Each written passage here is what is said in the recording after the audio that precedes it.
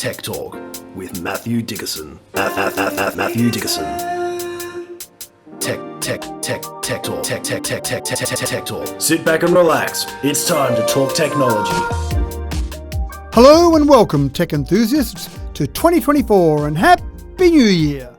You've tuned into the first episode for 2024, and what better way to start the year than by looking backwards with a fabulous flashback episode of Tech Talk. Today we're diving into a digital delight, a curated collection of the creme de la creme of our topics from the first half of 2023. I've handpicked 20 terrific topics, each one a testament to the transformative power of technology. So tighten your seatbelts for a thrilling throwback through the most memorable and mind-blowing moments of Tech Talk. Let's launch into this luminous lineup. Good news, folks. The Australian Bureau of Statistics shows us that incidents of heart attacks are dropping significantly over the past 20 years. The bad news, folks, is that coronary heart disease is still a leading cause of death, and in 2020, get this, it was the leading cause of death in Australia, and that was the year that COVID hit. So it stands to reason that a stitch in time saves 9, and early warnings could be life-saving and bring down the stats enormously. Matt, talk us through this new super convenient little blood pressure monitor that's by Valencell. So we have mentioned it before that checking things like your heart rate with a watch is quite incredible. It used to always be something much more complicated to check heart rate. Sphygmomanometer. Let me say that again. Sphygmomanometer. That's for blood pressure. For blood pressure, right? Correct. Yeah. That's exactly right. That's the cuff, if you want. I was just going to call it a cuff, but I like what you've said much better. So we had heart rates being checked with watches. They said you could never do that because you had to have a chest band or something that actually was much closer to picking up the electrical shocks from your heart. Of course. Then we've got things like basic ECGs out of our watch. So the watch is becoming quite incredible in what it can do. But blood pressure, when you put a sphygmomanometer on your arm and then go through the process to check that, you can buy electronic ones, and that's great. They'll blow up and reduce down. They're not too expensive, but they're a little bit cumbersome. Cumbersome, that's the thing, James. Who wants to go and muck around and slide that thing on your arm and sit there and People aren't wait? sure if they're doing it right. It's just too complicated. So what we really need is a convenient way with a watch maybe, not quite there yet, but some convenient way to check our blood pressure so that we can just check some of those vitals. And we said at the beginning of the show, this is not trying to replace a doctor, but it's just keeping an eye on some of our vitals to see how our health looks. Check your heart rate, sure, might be racing, that might give you some sort of warning. And I had a friend recently who actually did have a heart rate alert from his watch that said his heart rate was a bit high, just sitting there resting, and went and got checked out. He actually had an allergic reaction to something. So it was a good way. I don't think he's going to die from that, but gee, it was a good bit of comfort that he had. Yeah. So having blood pressure checked with something that you just stick in your finger into a finger clip sounds quite incredible. And that's exactly where Valencell is at the moment. Again, same with the urination tool. This hasn't got FDA clearance yet, but obviously at the point where it's working, going through the process, trying to get the FDA clearance for it so that you could actually sit there and, I don't know, once a week, once a day, depends how often you want to do it, just stick your finger in. Keep on your desk at work or something by the bedside. Just something really easy. It might be good at work. So you're getting a really frustrating client, for example, and you feel your blood pressure going up. So you stick your finger in and go, yep, I'm right. My blood pressure's going up. I've got to do something else. And they're still here and I'm still cranky. That's right. But I think this is incredible. The things that we're now getting to the point where we're checking, things that we thought we could never check before, but checking things like heart rate, ECG, blood pressure with little tools that we can either wear or have on us. And I did start to think about this one. Getting a finger clip to measure our blood pressure is a starting point. I just wonder how long before our watch will have this built in. I have no idea whether it's possible, but again, I remember having conversations with people who knew lots of stuff that said that we'd never be able to measure blood pressure or ECGs with our watch. So measuring it with something like this sounds like it might get there. But at this stage, finger clip, put it in there. Of course, it's got an app that links to your app, gives you blood pressure. I think the more important thing with this sort of thing, as well as it gives you that historical view. So you might say, Sunday nights, I'm just going to stick my finger in there, wait for 20 seconds, who knows how long it takes, and get my blood pressure. And just over time, keep an eye on that. Oh, my blood pressure's going up. I better get my cholesterol checked. Oh, my cholesterol's going up. I better take some action about that, whatever it might be. But I think getting that historical view and also being able to take that to your doctor and say, here you go. I'm not sure how accurate it is. I'm not sure if the blood pressure is perfectly accurate, but I've got a trend here that seems like it's going up. That doesn't look good. What can you tell me about it? All those sort of things. But I just think this is fantastic to see that we're getting to that point where you can check your blood pressure by sticking your finger in a finger clip. And if it's not easy to do, people won't do it. Hit the nail on the head, yeah. Go through a complicated process. And those sphygmomanometers that you can use at home, the electronic ones, and they're not too expensive. You can buy them from the pharmacy. But to go through all the trouble of putting on the cuff and then, working out what buttons to press or whatever, and then how to read it, it's just... It does, and it makes funny noises, and it blows up and goes down, and who wants to do all that? I've got more important things to do. So, these sort of things, fantastic.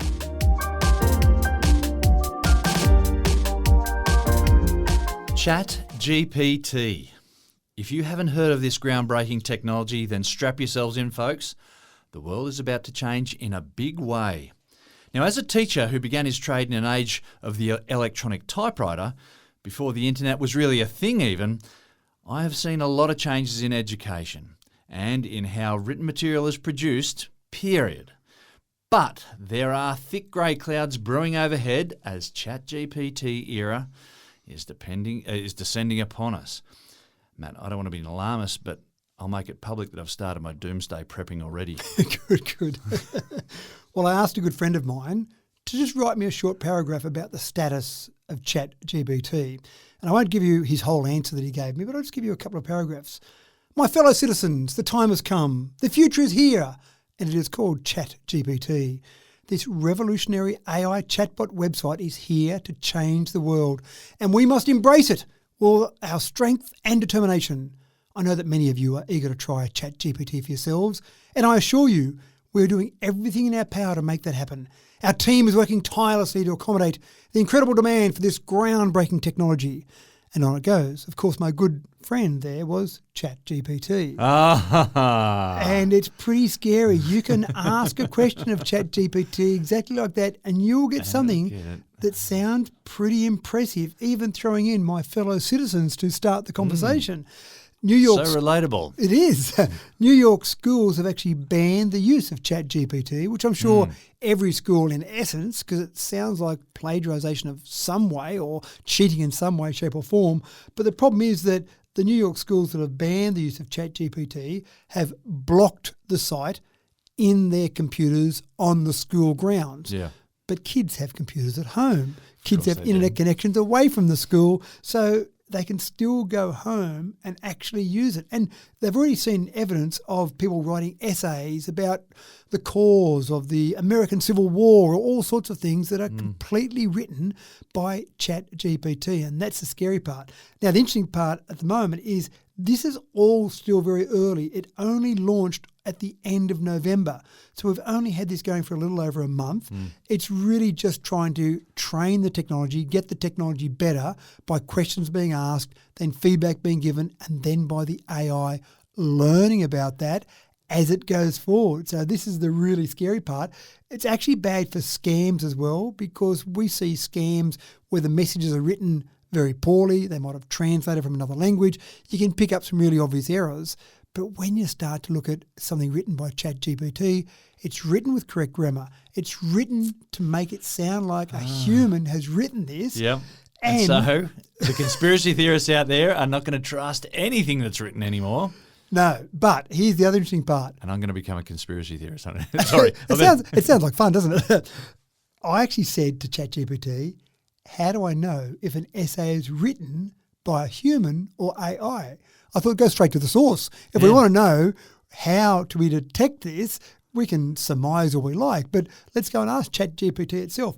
And I got an answer back that said something along the lines of, if you want to see if something's written by AI, then you need to look for the absence of personal experiences or emotions, or maybe some analysis, some human analysis might be in there, and also some inconsistencies in the writing style.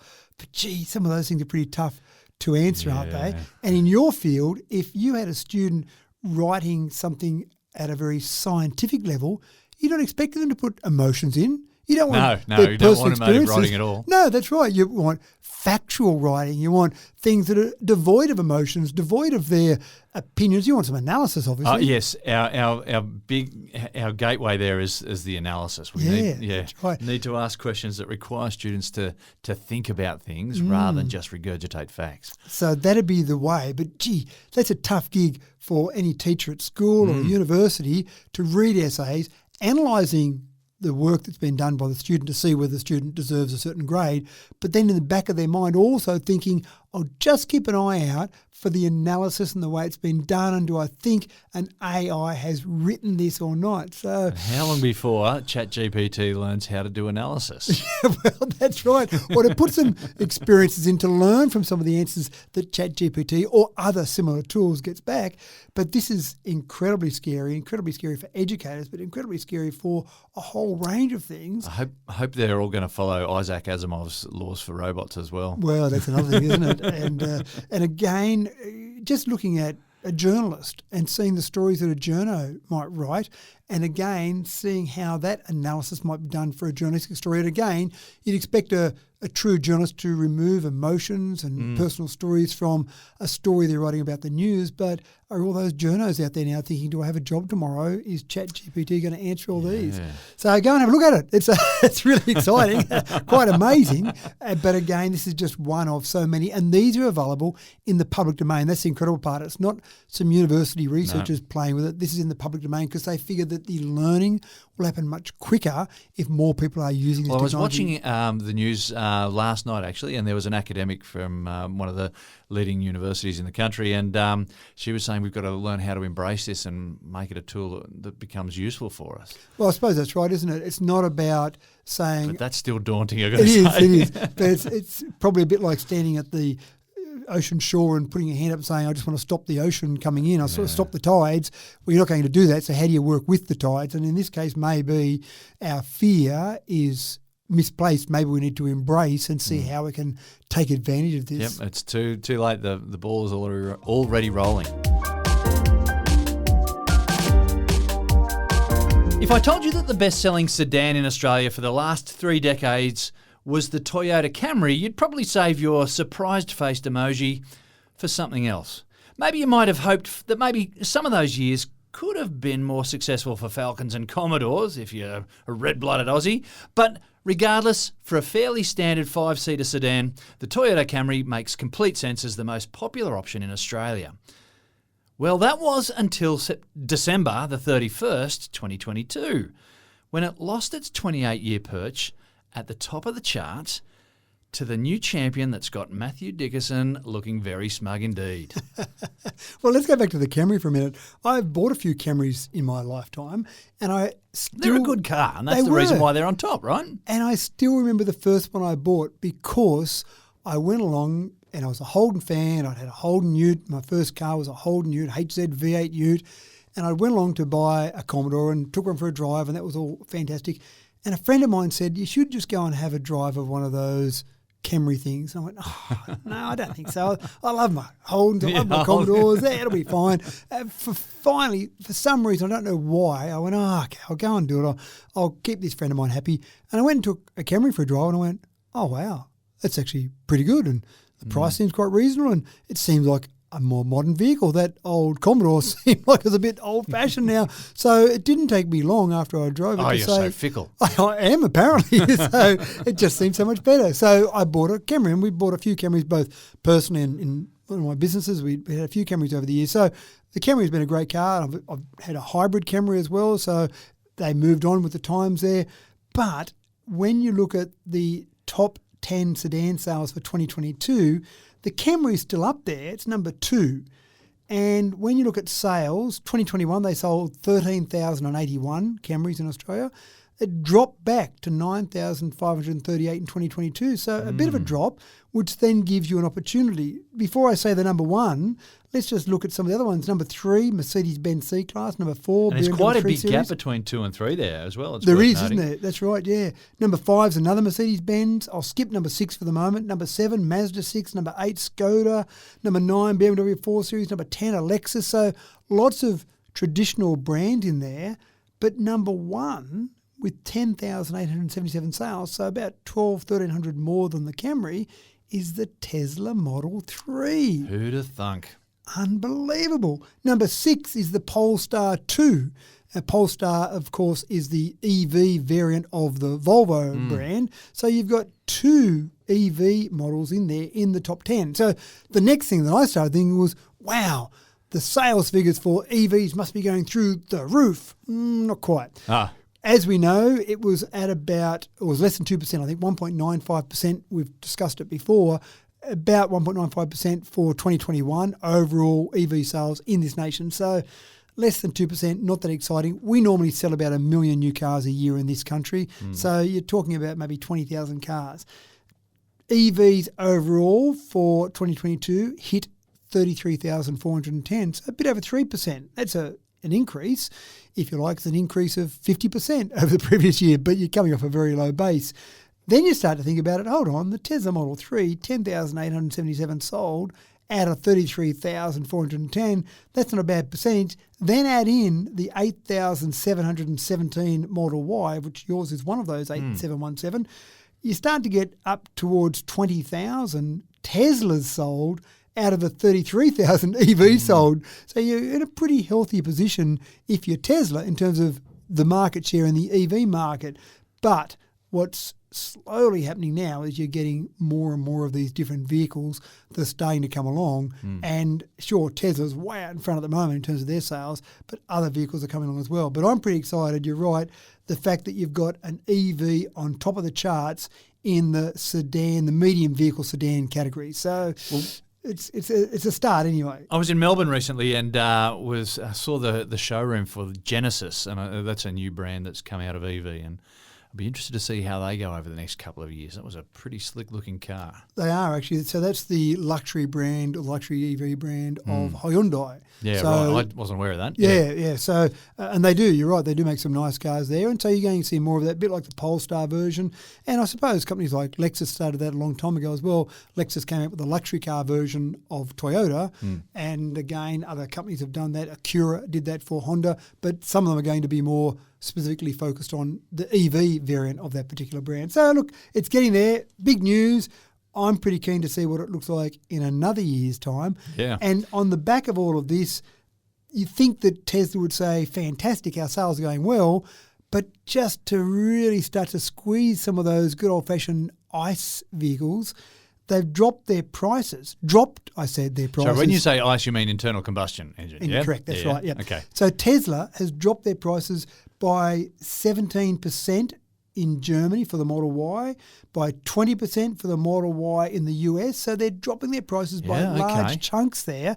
Now, they're saying that as they get better at the manufacturing process, as they become more efficient at the manufacturing process, they can start to drop their prices. Now, I'm sure they're still making good margins on their cars, but the fact they're doing that, gee, that starts to ramp up the pressure, doesn't it? I was on the website the other day, and the Tesla Model 3 was at 68,000, and so that's very competitive, I think. Well, it is, but it gets better than that. I've had one on order for one of my staff since about August last year, and I think I mentioned it previously. Just at the end there, it's almost ready to be delivered. It's about a week away from being delivered. They sent an email and said, sorry, prices have changed. It's now gone down by a bit over $1,000, so it'll drop down to under $67,000 for that particular model. So it's certainly. And when you do the maths over 5 years, when you're paying so much less to charge this up than to pour petrol into the tank, and less servicing as well, you're really saving yourself as much as $30,000 over 5 years. It really depends on the kilometres you do. The more you do, the more the saving is. But the reality is, what you should do if you're going to buy a vehicle is forget the ticket price. What you should do is look at the total cost of ownership. How much is this car going to cost me to own for the next, say, 5 years? Pick a time frame that you'd normally keep a car for. So it's the initial price, and then it's the sale price. So that's how much you're going to lose on that over that time frame. And then it's the servicing, then it's the fuel, then it's all the things that go into that car over the next 5 years. Add all those up, do the comparison between petrol and EV, and suddenly you'll find, wow, EVs are pretty attractive there.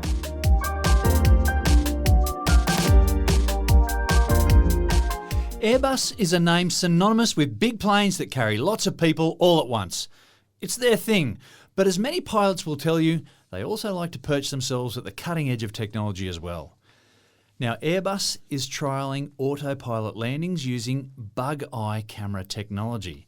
And Matthew, it's caused a real stir among Aussie pilots. It's caused a stir amongst pilot associations, amongst pilots, amongst possibly the travelling public as well. So you're going to talk us through what bug eye technology is, yeah? Well, I'm going to get to that in a moment. But before I get to that, I want to go back to probably the movie I reference the most is good old Flying High, or as it was called in the US, Airplane, exclamation mark.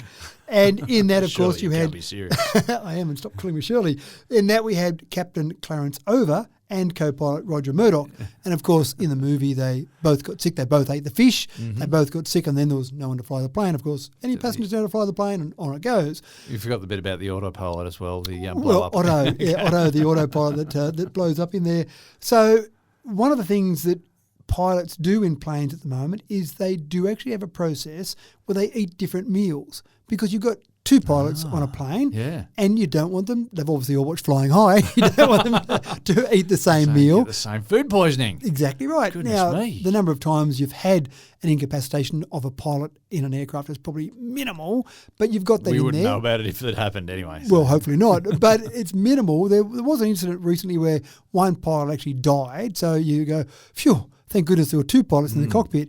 But let's go back a long time. Back in the early days of commercial flights, if you could afford to fly, a transatlantic flight probably cost you half the cost of a car. It was a ridiculous cost. But if you went up into the cockpit, and you probably were allowed to go back in the cockpit in those days, there were 5 people in the cockpit. So you had obviously the 2 pilots, but you also had an engineer. You had a navigator? A navigator, that's right. And you had someone else that was, I don't know, hanging around just to make sure everyone was doing their jobs. The guy who got the coffee. So I think you actually had a radio operator as well. Probably, so a radio operator, a navigator, a flight engineer, and then the 2 pilots. Now, we would think it would be a bit silly to have 5 people in the cockpit of a plane now, and obviously technology started to take over some of those particular roles. A navigator, sure, we've just got this, we put it in now and it tells us where we're going and off we go, and a flight engineer and the radio operator, it all seems a bit silly now, but there were some major dramas, probably not so much from getting from 5 down to 3, but when they wanted to go from 3 down to 2, and we're talking the late 70s, early 80s, there were pilot strikes. There were some pretty serious meetings amongst airlines and pilot associations about the loss of these people from the cockpit. All these navigators were worried about being out of a job. And these flight engineers, what other job am I going to have where I get to push buttons in and out when something doesn't work and reboot it? I'm sure they did something much more important than that, but that was a major issue at the time. We got past that. Obviously, some negotiations were had and they guaranteed jobs for a certain number of years, I'm sure, or redundancies, a whole range of things, but we all feel quite comfortable with 2 pilots in there now. Airbus is talking about maybe not getting to 0 pilots on a plane, but that's down the track, I'm sure.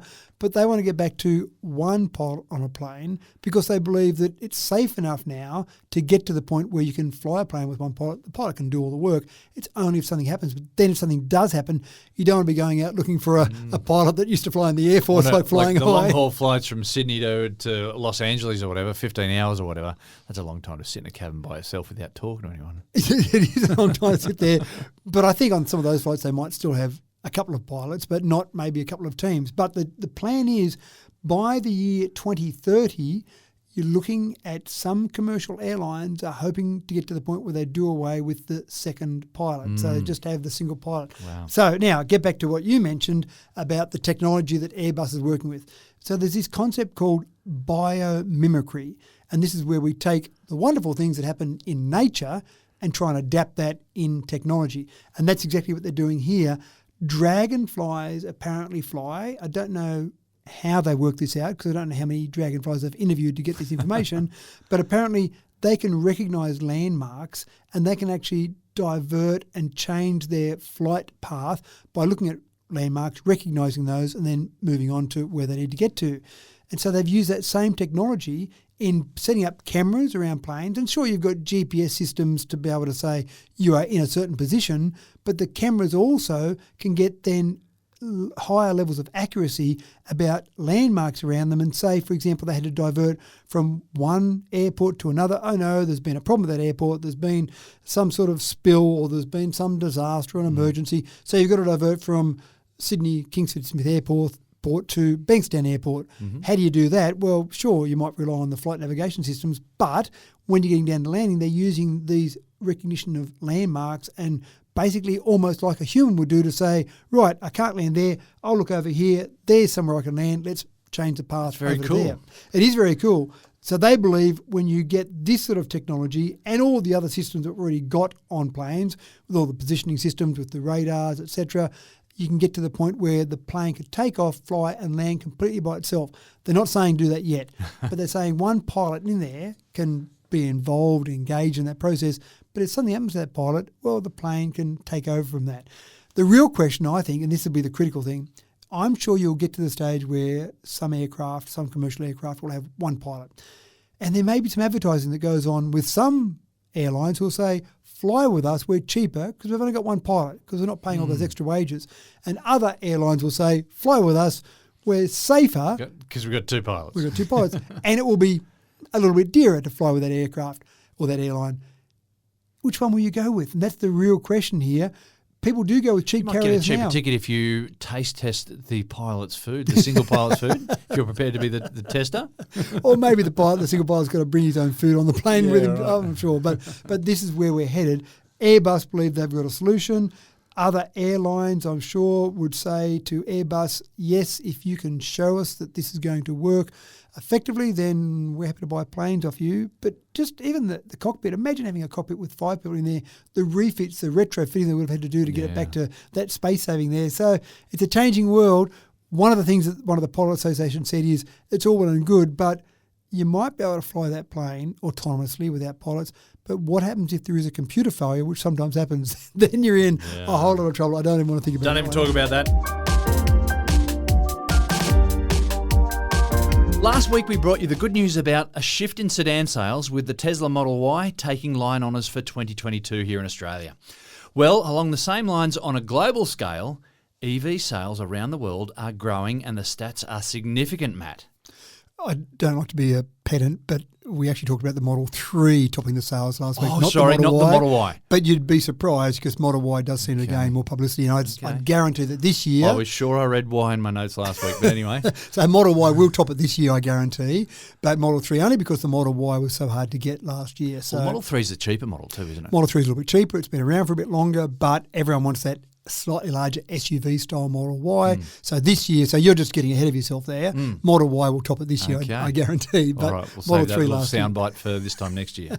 That's right. But yes, you're right. Across the world, there's momentum gathering, not so much in Australia. We'll come back to Australia, but across the world, some pretty exciting numbers coming out. So 10% market share for the first time. So it's hit 10% market share, mainly driven by China and Europe. Not driven by Australia, definitely not driven by Australia, and not even driven by the US. So there's a sort of bit of a lag there in the US. But it's interesting because you've got this increase in EV sales while the broader car market in general had a bit of a drop. So not a huge drop, but it was a little bit of a drop overall. So you see some of the more traditional manufacturers and their sales dropped a bit, which they went, oh no, this is bad news. But companies that were focused on some of their EV sales started to go up. When you start to look at the numbers, though, you start to get some impressive numbers. 7.8 million EVs were sold last year. That's getting pretty good. That's an increase of 68% over the previous year. Admittedly, it's a lower base that it's going from, but an increase of 68% nonetheless is not too bad. Europe had an increase. Europe accounted for 11% of the overall sales. China, 19% of overall sales. So, in other words, 19% of all cars sold in China were EVs last year. So they're getting there. Yeah, and that's not that surprising. I mean, China can really jump on technology like this, and They can. and run with it, and they'll become a bit leaders. And they've got a big population. So when it becomes a percentage point change for China, that's a lot of numbers. Plug-in hybrids, if you added those in with EV sales in Europe, for example, then you got over 20% across Europe. But I like to focus on just the EVs in general. You're a purist. I'm a purist, that's right. When you look at the US, they certainly lag behind. The numbers sound all right, 807,000 EVs sold in the US last year, but it's only 5.8% of all sales, which is up from 3.2% the previous year. Now, when you consider Australia is at about 3%, so they just hit 3% in Australia last year in 2022. So if you look at that and compare that to the US. Well, the US basically doubled almost from 3.2 to 5.8. So maybe there's a bit of hope for us this year. Maybe we could get from that 3% last year up to maybe 6% or even more if we do that. But again, you see that Tesla's still the world's dominant EV maker. But some of the more conventional automakers are starting to get more models out there and starting to really mix up the competition, which is great. That's what we need, obviously. In Germany, they had 25% of all new vehicles produced last year were EVs. And in December, more EVs were sold than conventional cars. So it started That's catching on. It's right. They started to and ramp people up. are saying, yeah, I'm pretty happy with my EV, and runs well, and the electricity is cheaper than the gasoline. Yeah, that's right. The running costs, the enjoyment driving costs, all those things. So new car sales overall fell 1%. So again, when you look at those sales increases, then it's good to see that as a comparison against traditional vehicle sales.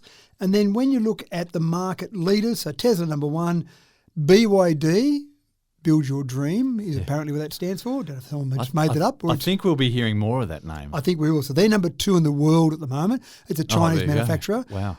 SAIC Motor Corp is number three. They're Chinese as well. And then VW, number four. Notice there's no Toyota in there. And again, they've got a fair bit of work to do. We've talked about that before. In the US, Ford was second to Tesla. Then Hyundai and Kia were the next ones in there. So some interesting brands in there, interesting names.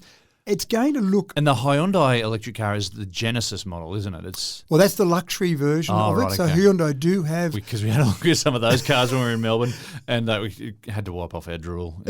They look very nice. They were very nice. So I've got a Hyundai EV. I've got a Hyundai Ioniq 5, for example. So Hyundai do make their own EVs. Kia also make their own EVs. But then Genesis is a luxury brand as well. So you've got some of those more traditional, I would say, progressive manufacturers who are starting to get into it, and they don't like it. I'm sure if you're a Ford Motor Company with all the history going back to Henry Ford, I'm sure you don't like these little upstarts, the BYDs, the Teslas coming along, taking away your market share. Who do you think you are? I'm the major market share supplier in this country. What are you doing coming along? So I think they'll really be getting on there. Ford, obviously, you've got the F-150 Lightning. And that's a big deal, isn't it? The is. F-150. And that's just the first of the electronic utes. That's right. Models that they'll make. And I think their Mach-E, their Mustang, they'll certainly go okay with that. So interesting market, but getting to 10%, that momentum's gaining, and we think that's a pretty good increase to 10% market share this year. Gee, if I was going out on a limb, I'd say I wouldn't be surprised if we double that, and I wouldn't be surprised if we got to that's a big number, 20%. Maybe I'm going too far there, but here we go, folks. Are you writing this down? Yeah, as he actually, I'm speaks? going to go with it. I'm going to say 20% market share by the end of 2023. It just seems like people are getting onto it, that people are understanding it. And if petrol prices keep going up, then people are going to sit there and say, I need an alternative that's better than the current alternative. Well, James, today is a pretty exciting day. Let me go back to the 27th of March, 2021. On that day, Park Run was canceled in Dubbo. We went out to Narromine and ran in their Park Run. My daughter often reminds me that she came home as the first female, but Park Run is not a race, I remind her. It is when you come first, she responds. I digress. My daughter's running success is not what I want to focus on today. That afternoon, you and I sat down to record our first episode of Tech Talk. We did the same the following week. After we built up a few episodes, we released them to the world on the 5th of May, with a total of 6 episodes released over the next 5 days. Since the 10th of May, we have released a new episode every Monday at 9 a.m. without fail. Jump to today, and we are recording our 100th episode. Woo-hoo! With COVID separations, remote sessions, Riverwalk recordings, and even being located in different countries, we have brought the latest tech to our listeners each and every week. We have reached finalist status in the Australian Podcast Awards and regularly feature as the highest-ranked Australian-produced technology podcast on Apple Podcasts. Most importantly, the feedback we receive from our listeners is instructive and highly complimentary. But after bringing you our 100th episode today, just like a cricketer on reaching a century, we will take guard again and continue on without resting on our laurels. Thank you, James, for your insight, intelligence, humor, and always inquisitive mind. The podcast would not be a success without your invaluable input. Onward and upward with the next 100 episodes. Yippee! Well, thanks, Matt. I appreciate your sentiment, and I love coming up with a different intro for each of those episodes. That is over 900 topics we have covered in that time. Wow. I love the idea of going back and listening to some of those eerie episodes. Whoops! I will put my teeth back in early episodes and seeing what concepts were successful and which ones not so much. But enough reminiscing, as you say, onward and upward. Whew. Oh, sorry, James, I'm a bit busy today. Hopefully my AI friends filled you in on this being our 100th episode. Caught me off guard there. It's a bit scary, isn't it? It was, I must admit, a slightly Americanized version of Myself and Yourself, but it's not too bad, and that's a free tool. I uploaded a minute of my voice and a minute of your voice and then typed in the text from that. And there we go. So we've done 100 episodes in the flesh, but maybe the next 100 episodes we can just do in the virtual. No, we're not. We won't do that to you people out there. Well, everyone fooled.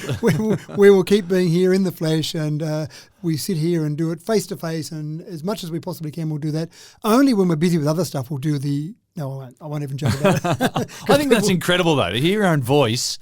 With a different accent. Yeah, and if I paid more for some of the paid services, I could have really removed that Americanism out of it. So that I wanted to demonstrate what a free account could do, and that's something that literally took me a minute. It uploaded that, and then so a couple of minutes to upload some voice samples, and then I simply typed text in and said generate voice, so I could type in any text and make it sound like that person. Made me sound like I was from California. That's right. And surf's up, dude. I just all of a sudden started generating a whole lot of different memories in my head of days on in San Diego and what. I'm making it all up now. But it's quite incredible. Anyway, I'm very proud and happy that we've hit 100 episodes, as you could tell with my AI voice, but it's actually just an indication of where things are headed. It's only been 100 episodes, but already we're talking about and things. We'll get everyone questioning what's real and what's not real, and good. That's right. And you'll even see that in those couple of samples there, I threw some ums and some ahs in, because that's what people do when they're talking. So if you're trying to make it sound like it's real, and even the pace that varied there slightly, that wasn't me. I wasn't doing that. Cadence of the speech, and I typed it in and just said generate my voice, and away it went. And so it changed the volume, it changed the pitch and the intensity. It got a few things a little bit wrong there, and maybe you would have put some more stress on different words than that did, but it still sounded like someone sitting there having a conversation. It was weird, and all of a sudden I started picturing your face as something completely different to who you were. Your voice wasn't yours, but it was yours, and I just played with my head. Yeah, it's very freaky. Now, don't do this at home, folks. Don't pretend to be someone and put words in someone else's mouth. That's not what it's designed for. I'm not sure what it's designed for, actually, because that sounds like what you'd want to do. Used for evil. That's right. A phone call or publishing something on the net and said, look what this friend of mine said about someone else. You could cause all sorts of trouble, but don't do that, okay? Yeah. Just use it to play with and have fun with. You do have to click on something when you first go into the account to say that I have permission to generate this person's voice. They gave me permission, so I didn't actually ask you for that beforehand, James, sorry, but I just thought it'd be nice to hear your voice as part of the initial podcast. So it is really scary, but also absolutely amazing. Yes, absolutely amazing. I'm dumbfounded. I'm not sure how I feel about this first story, though. Part of me feels a sense of satisfaction that the right people have copped a well-deserved slap in the chops from the beast of their own making. But then I think the bad news is that there's no real happy ending to this story. The beast is loose, and there is no one to tame it. I'm talking about Google's AI chatbot Bard, and it's made a mistake that's cost its puppeteer several weeks' worth of lunch money. Matt, give the people the good/bad news. Gee, you have expensive lunch, don't you? 144 billion it wiped off the market capitalisation of Google. Now, we've talked about ChatGPT. Talking about biting the hand that feeds you. No. So we've talked about ChatGPT, and we've talked about the fact that Microsoft, their big move there is to move that into Microsoft Bing. So as your preferred search engine, that old-fashioned concept of typing in something you want to search for and then getting a number of sites to come up, and then you click on each of those and get the information you want. Oh, that's just so yesterday. So Microsoft... Too many finger injuries from all that time. Exactly right. Microsoft, with their experimentation they've been doing with OpenAI and ChatGPT, it's all good fun, and I've been playing with it and using it for different things, and I find it quite fascinating, and you get some answers. Sometimes you think, doesn't sound quite right, but sometimes you get a summary of information and go, wow, that saved me going through 4 or 5 sites, at least 2 minutes worth of time it saved me there. But with Bing, they believe where you'll go with your searching will be, you won't expect to see a bunch of sites that will give you information when you look at them. You'll just have the answer after it goes and takes information from a range of sites. Google was caught with their pants down to a certain extent and said, well, we've been working on this for a long time, but we didn't think it was quite ready. But we've got Google Bard, so we'll roll that out straight away. That's our direct competitor. And they actually created some ads with Google Bard, and they went forward to show how wonderful Google Bard was. But someone in the, you want to just check this is okay department, just missed a little problem. Oh, no. One of the questions was, pretend I wanted to explain some information about the James Webb Telescope to my 9-year-old. So that was the question asked. Pretty innocent question, and something that would be right up the alley of ChatGPT or some AI to put it together. And it came back with a quite sensible answer about the James Webb Telescope, except it said that it was the first telescope to take a picture of an exoplanet. And people that are in the know, people that are astronomers maybe, people that just have good general knowledge went, no, that's not right. Back in 2004, there was a European space telescope that took photos of exoplanets, or an exoplanet for the first time. And when they analysed it a bit further, Google Bard found that the James Webb Telescope took its first photo of an exoplanet, but it didn't quite get the interpretation right and gave the information out to say that it was the first telescope to take a photo of an exoplanet. So straight away, people went, Google Bard's not very good. It gives you incorrect information. No. And you can see how it was close. It was so close. Yeah. And you can see a 9-year-old getting that wrong, going, Dad, do you know that it was the first one? It's not quite right, son. It was a different interpretation of that bit of information. So straight away on the back of that, the share price of Alphabet, just the parent on company, the strength of that. on the strength of that, it dropped dramatically. And I said $144 billion, 7.7% was wiped off its share market value. On the flip side of that, Microsoft's share price went up by about 0.5%. So people didn't transfer all their confidence across to Microsoft. They just said, lack of confidence there in Google. So it's quite interesting. Now, we've talked before about Google, 93.9 or 94%, let's call it, market share. Now, when they do that, and when Microsoft Bing, if it seems to work quite effectively, suddenly that 94% market share might be at risk from Google, which you wouldn't have thought just a month ago. Imagine, you'd think I was crazy if I said that 94% market share, their market dominance is being questioned, but now we're going, this Microsoft Bing, maybe it's going to actually make some inroads into that Google market share. So it's a fascinating spot at the moment. I just don't know where it's going to end up, but it's exciting to be watching on the sidelines. Yeah. And seeing how these things go when they trip up too. Oh, wow. And while we're on the subject of cybersecurity, charity scammers are now using AI-generated art to further their underhanded cause. Matt, what do we need to be wary of now?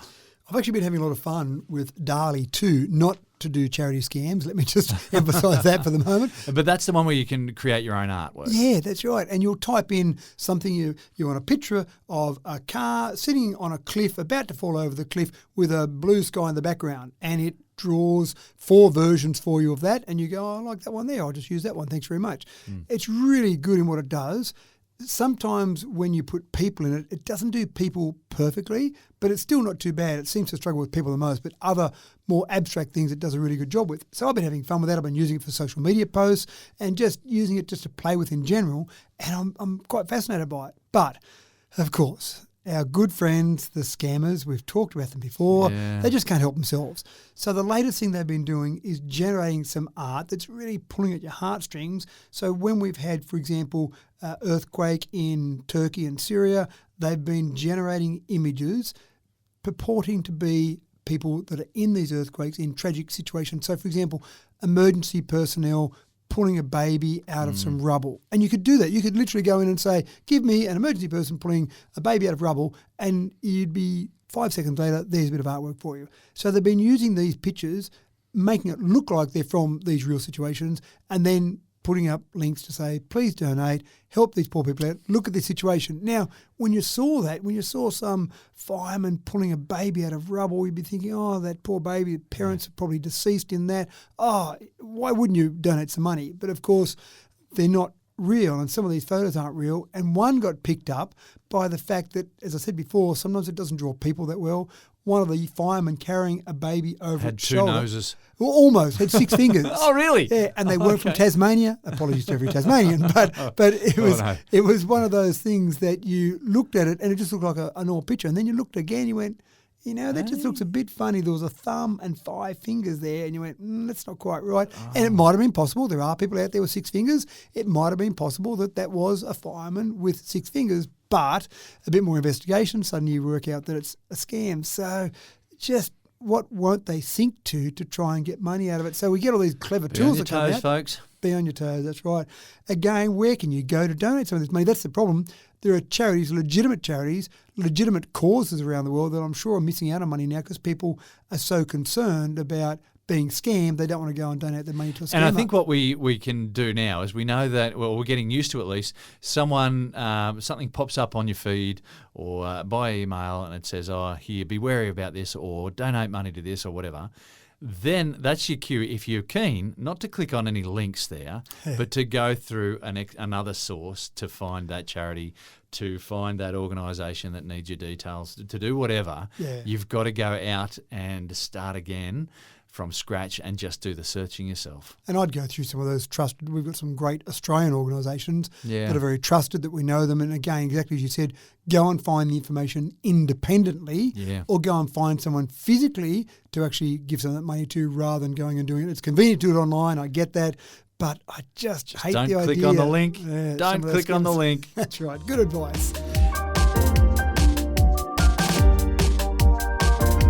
SWALK. That's how we used to do it in the old days, kids. Sealed with a loving kiss. You'd write out the love letter, close your eyes and plant a kiss on the seal of the envelope, and your long-distance romance was as safe as houses. Well, these days, in the virtual world, we need something more. Lovers can FaceTime, which is nice, but kissing the phone screen is cold and unrewarding and, well, just a little bit weird. Thankfully, a group of Chinese IT geniuses have come up with a solution to keep the spark alive, and it's not weird at all, Matt. Not at all. No weirder than you sealing an envelope with a kiss and spraying some perfume on it, maybe. Well, I'd never sprayed the perfume. Oh, didn't you? Yeah. Well, that was your fault. That was your problem. 12-year-old to my long-distance girlfriend. That was what we did. Well, and I actually caught a few of our friends who were sending those letters back to themselves. Look at this letter I got. Look at this. Hold on, that looks like your writing. A girlfriend. Yeah. So this isn't quite the same as that, but maybe it's probably better than that. There's a concept here that was invented by Jing Zhongli, as you said, Chinese researcher at Chinese University. He had a long-distance girlfriend, and he was doing all the things you talked about, telephone, FaceTime, that's all fantastic, but then just felt that it wasn't quite enough. Now, there was a device that was invented and it was launched back in Malaysia back in 2016, which was a touch-sensitive silicon pad. So you could put one on your computer at your end, put one at the other end, and when you touch that silicon pad at one end, the person at the other end would feel the touch coming through. That's sweet. That's sweet, but it wasn't good enough for Mr. Jiang Zhongli. So he decided that he would do something that was more intimate. Ooh, that sounds a bit creepy, but more intimate than a touchpad. So he created some silicon lips that had that same sort of touch-sensitive feature. So when you interacted, can I say that? Interacted with lips? When you interacted with lips, then the person at the other end would feel the interaction coming through. So the idea would be... This isn't weird. This isn't weird one little bit. The idea would be that you get on a FaceTime call, you kiss the set of silicon lips at this end, your girlfriend or partner at the other end kisses a set of lips down there, and you can feel the kiss coming through the lips. And it's weird, isn't it? Because we are okay with a verbal connection there, talking to someone, long distance. We've been doing that for a long time. And then we're pretty comfortable now with the video concept. Some people still don't get that they should have clothes on with those video calls, or they get a bit confused about people being able to watch them. Bound to happen. Bound to happen, that's right. So we're getting more comfortable with that. But for whatever reason, touch just still feels that a bit funny there. So, but maybe that's because it's new to us. Maybe in 20 years' time, people will be talking about this. Nice. Tech Talk episode 20,000 will be saying, there's another touch device that comes out. Gee, it's commonplace now. Or maybe you can smell the bad breath. The smell and the touch, that's right. Why not? Yeah, so that was maybe an attractive feature, the smell, but maybe not the bad breath there. So they're not out in the market yet. If you're really keen, contact Jiang Zhongli and say, hey, you'd like to help develop this, because at this stage he said, I've got it there, it's working. I don't have the know-how or the resources to develop this onto the market as a really popular device. I need some help from entrepreneurs out there. So he's looking for some help from people out there. Me. If you think it's the market, something for everyone these go days. for it. Actually, I had a conversation with a guy the other day who started up kangaroo jerky. So he was selling kangaroo jerky. Right. And I said, so why, of all the products you might be able to start in this business venture, why did you go kangaroo jerky? And he said, well, no one else has got it. I thought, that's correct. But there's lots of other stuff out there that people don't have. Yeah. It doesn't mean it's a good idea. And maybe kissing lips falls into that category. No one else has got it, but it doesn't necessarily mean it's going to be a good idea. The age of robotics and AI is well and truly here, and the fear is that many of us are potentially going to have our careers on the line. Cue the pitchforks and flaming torches, folks. We're marching on the town square. Now, as the sword of Damocles dangles threatening over our heads, we all rationalise with a stiff upper lip and convince ourselves that AI could never do what I do. We'll bow your head and raise a glass to the next of our comrades to fall, the bartenders and baristas of the world. Matt, tell us what the hell is a beverage printer? Well, before I start that... This is the next thing that we have to learn how to destroy. Sound like a true Luddite there. I want to have a quick discussion with you about the elements. And one of the points of debate is always how many naturally occurring elements there are. So the periodic table, of course, has got 118. Mm-hmm. There's always a little bit of debate. But a bunch of those you can only synthesise in a lab. So Correct. Let's drop that back quite a bit. Anyway, That's right. So yeah. Well, that's the first question I have for you. I've got a number in my mind that I would say are the naturally occurring elements. And I'm interested to hear your number to see what you would think the number of naturally occurring elements are, because there's a range of about 10 plus or minus in terms of what people say are naturally occurring elements. So do you have a number? Uranium's number 92, and that's the highest number of naturally occurring elements. But there are some that are below that need to be synthesised, things like technetium, 99.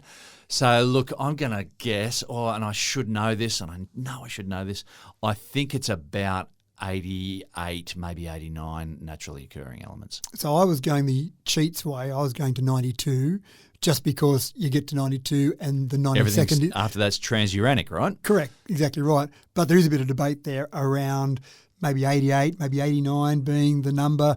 Some people actually go above 92 because they say some of those synthesized ones maybe in some rare circumstance in some area in the universe, maybe that element exists naturally somewhere. But let's say around 90, around that sort of number, 88, 90. So my point here is that we haven't got many different components that make up everything we see.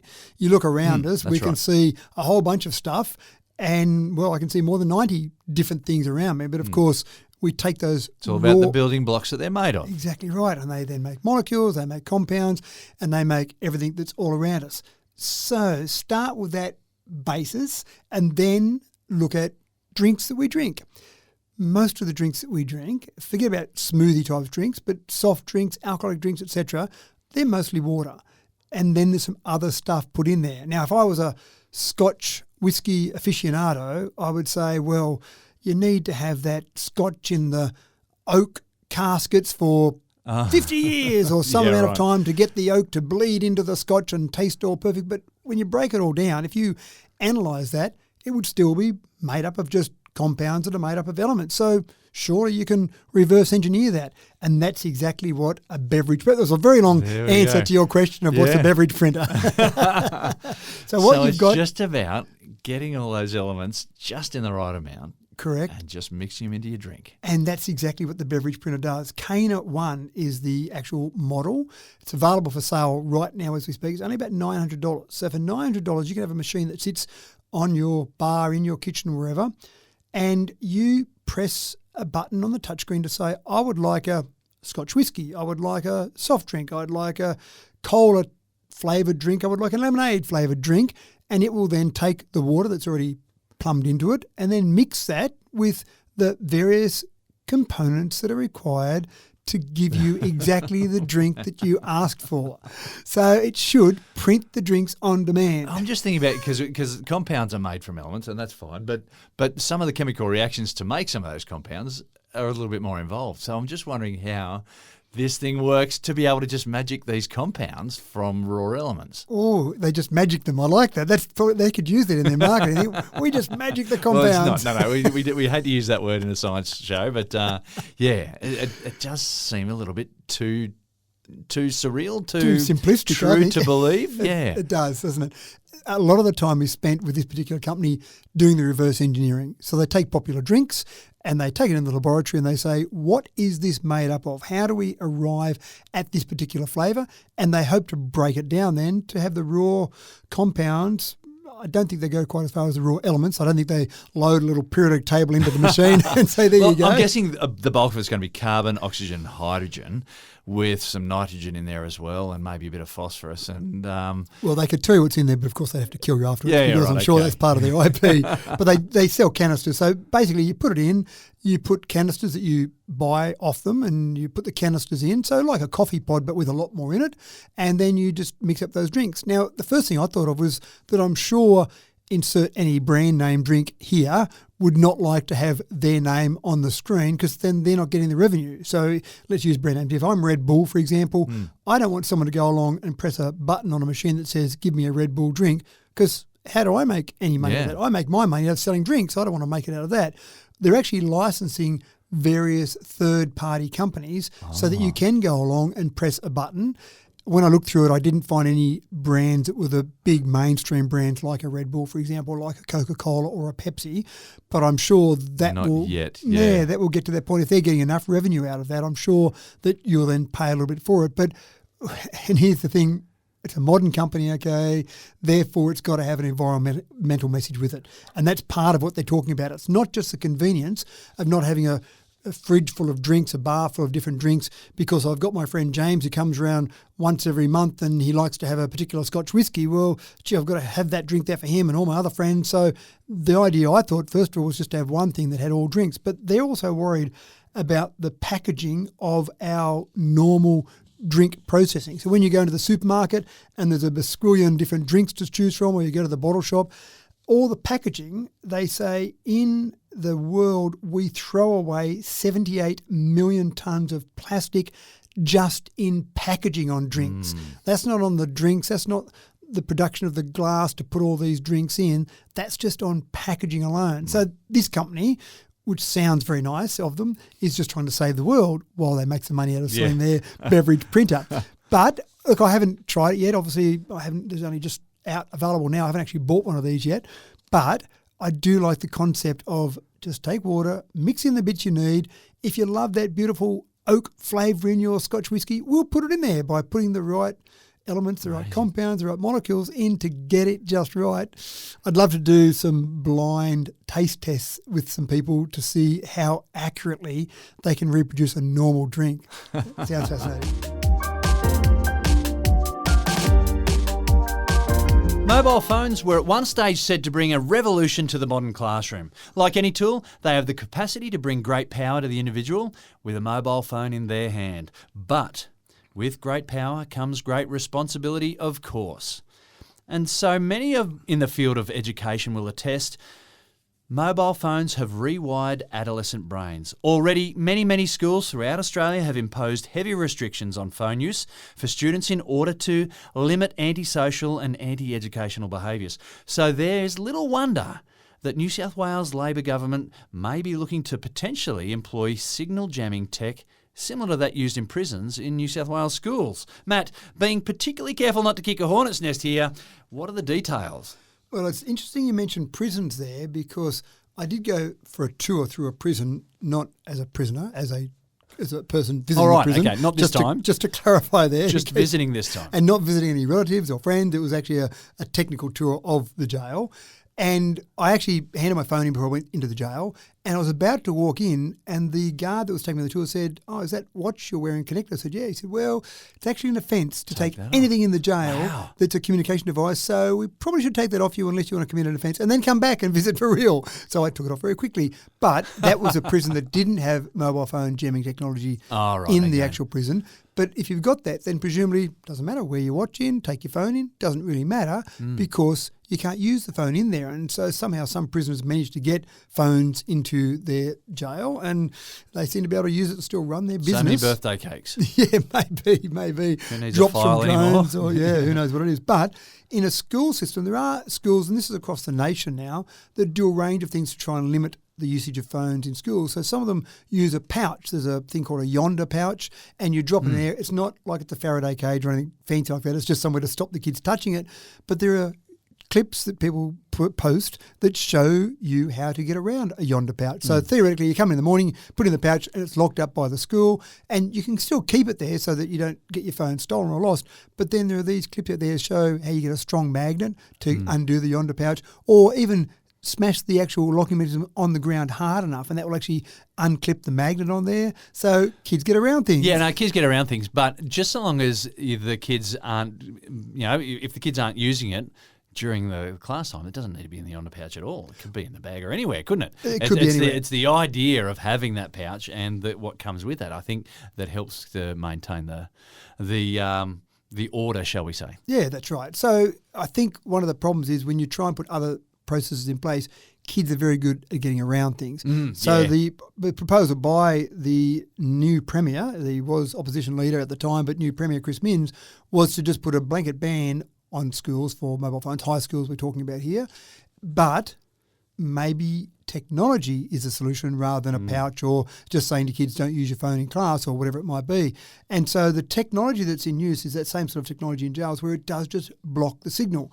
Now, when it blocks the signal, it's actually blocking via IMEI, so via the serial number, if you like, of a mobile phone. So it essentially, you set it up and it just blocks all signals from all serial numbers. But if you've got a teacher or a child, for whatever reason, that needs their phone, then you can actually use the same blocking technology to say, if you see this particular IMEI, it's allowed to go through. So it can be better than just blanket process of taking the phone off everyone that walks in the school or putting it in the pouch or putting it in your bag. It can be everyone, you're all blocked unless you've got a reason that you want to use it, and then we can actually allow that particular phone to go through and use the system. So a bit cleverer. There is a bit of a problem in that the Australian Communications and Media Authority needs to approve this technology yet, and they haven't done so. But again, we've got a new government now, so delivering on their promises, maybe this will start to be investigated quite seriously. So I don't think it's going to happen tomorrow, but if they get permission from the ACMA, then that might be something we see in schools, which I think would be absolutely fascinating. It will be interesting to watch what happens in the weeks that come after. Yeah. And I don't want to stir you up too much, but I do worry a lot about how kids would access ChatGPT during class if they didn't have their phone in their pocket. Oh, I can feel the hairs on the back of my neck bristling. These days, people, if you can't make something by 3D printing it, then you're probably working too hard. But what about a cheesecake? I hear you scream through the speakers. I love cheesecake, and you'll never 3D print a cheesecake. Well, folks, that may have been in 2022, you Luddites. But this is 2023, and we now live in a world where 3D printing cheesecakes is a thing, and almost anything is possible with a 3D printer. Matt, I'm a smidge peckish for a tasty techno dessert. What are my options here? Well, I haven't got one here, I'm sorry. Oh, no. You'd have to get one the old-fashioned way. But we have talked about it before. You've only got, we had the discussion about exactly how many naturally occurring elements, 92-ish. That's right. Thereabouts. Just mix them together, spit them out in the right order. Exactly right. Now, I'm not saying that this particular 3D printer has got 92 elements loaded in. They've only got 7 ingredients. So basically you put 7 ingredients into this 3D printer, and you can print a variety of foods. Now, Thermomixes are going to be a thing of the past. Oh, I hope so. My wife loves a Thermomix. But you've got, in this particular one, the 7 ingredients, you've got crackers, peanut butter, strawberry jam, Nutella, banana puree, cherry syrup, and frosting. So you've got those 7 ingredients loaded into this particular 3D printer, and then you say, 3D print me some cheesecake. Now, the interesting part was that the first examples that I looked at were cheesecake, but it didn't look that attractive. It was a bit of a So you're floppy. prepared to wear the blindfold? Well, I think you're right. If you had someone blindfolded and they had normal cheesecake and this, you'd put it on a spoon and taste it, you go, oh, it tastes fantastic. But it just didn't look right. And I think then the appeal... So it doesn't come out as a homogeneous sort of blob of all the same look? It kind of was. And they were the first one. So that was in the experimentation. And I looked at the process of this over a number of experiments in terms of trying to get it right. So all the ingredients were there, but it just didn't stand up. So they kept changing some of the actual mixtures and got to the stage where they increased the cracker portion from 32% to 70%, and then improved the structural support for the cheesecake. And lo and behold, they then had a cheesecake that came out, and just to top it all off, it had a little laser beam to lightly brown the top of it just to give it that perfect look. And once they got that right, you had the cheesecake come out and you looked at it and you went, that's a cheesecake. That looks just the same as a cheesecake that I go into the Cheesecake Factory and buy off the shelf. Goodness and it me. tastes the same because guess what? It's got all the same stuff that's in the cheesecake as you would normally buy a cheesecake. How far away are we from printing vegetables? Yeah, a long way. I'm just not sure that we've got that technology yet. But when we talk about processed foods, let's face it, they're processed foods. So you can take those processed foods and mix them together. As long as you mix them together in the right way in some sort of 3D printer, then you're probably going to get a processed food. Well, any sort of food is just a mixture of protein and lipid and carbohydrate and these essentially organic molecules. If you can organise those, why can't you print yourself an apple? Well, I think you're right, theoretically, but I just don't know how close we are. They've still got to be able to do it. That's right. Whereas with things like this that are processed, so if you've got sticky date pudding, if you've got banana cake, if you've got chocolate cake, whatever, cheesecake, I can see that they're much easier to do because you are taking processed foods anyway and mixing them together. So that makes sense to me. Again, getting fruits and vegetables, wow, that'd be fantastic. Imagine some of the people starving around the world that we could produce foods for. Apologies to any farmers out there at the moment listening in, but surely... But I'm thinking about a mission to Mars. You've got a 6-month trip. It's so much easier just to pack all that protein into a tightly sealed packet without any airspace at all. Yep. And you can be printing yourself cheesecake all the way to Mars. That's right. 18 months, Turn or up- is it a 6-month trip? Turn Yeah? up 50 kilos heavier than when you left. So it is fascinating. 3D printing, we talk about 3D printing a bit with different things you can print, but 3D printing food, wow, that's next level, isn't it? Yeah, it is. Well, we're going to kick off this week's Look into the Future with a quick and ironic glance back over the shoulder into the past. Half a century is a significant slab of time, and it's worth noting that some pretty big things are celebrating their 50th anniversary in 2023. For a start, the Sydney Opera House opened its doors in 1973, so it turns the big 50 this year. And in the US, the Watergate hearings kicked off 50 years ago. Now, Richard Nixon would not be the last president to find himself in very hot water, very topical this year in particular. The film The Godfather claimed top gong at the Oscars in 1973, and this little black duck was born in a chilly corner of New England tablelands. And the very first mobile phone call was made by Martin Cooper in New York. I wonder if he was talking about Richard Nixon or the Oscars, Matt. Well, What's the story behind the first mobile phone call? that's really interesting because I've heard the story change from Martin Cooper. I've actually talked to Martin Cooper. Oh, you have? Yeah, I was You've going- met the man? Well, not in person. Okay. By phone, obviously, because that's how you talk to someone Yeah, like right. Martin. But I was going to get him to Australia at one stage to do a promotion. Anyway, it turned out he was a bit too old and didn't want to travel all the way to Australia. But seemed like a lovely man. And I love the story that he's told over the years about the first phone call. So 3rd of April 1973 was that first phone call. Now, he worked for Motorola at the time. And And he wasn't yelling into the phone, buy, sell, like we used to joke about in the 80s? No, not until Okay. not until a few people on Wall Street started getting phones. But his big rival at the time was Joel Engel, who worked for Bell Laboratories, which was a part of AT&T. Now, the competition was going between Bell and Motorola to see who would be able to have this first cellular mobile phone. Bell were probably focusing more on car phone type technology more so than a handheld. And I say handheld very loosely because you needed to be Arnold Schwarzenegger to lift up one of these handheld devices. Yeah. So Motorola decided that they thought the more portable version was a better way to go. I remember reading some stories, say 20 years ago at the 30th anniversary, where Martin Cooper told the story that he picked up the phone sitting on a New York corner and said to, like, ring Joel Engel, his great competitor, and said, Joel, I'm calling you from a cell phone, or Joel, guess where I'm calling you from now. But the latest version at the 50th anniversary said, hey, Joel, I'm calling from a portable cellular phone, which was different to the Bell Laboratories one that was in a car. So I don't know what was actually said.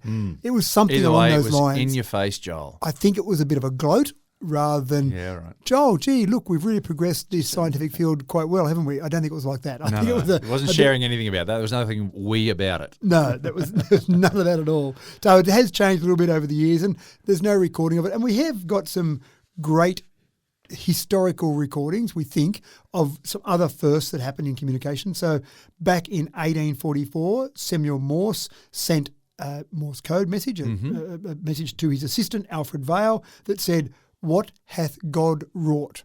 A little bit deeper than, hey, Joel, in your face. You thought long and hard about those words? That's right. Alexander Graham Bell to his assistant when he made his first phone call back in 1876. Mr. Watson, come here. I want to see you. Want to see you? Yeah, that was really cool, wasn't it? That's right. And the first text message, Neil Papworth, and Neil Papworth wasn't that high up in the company that he worked for.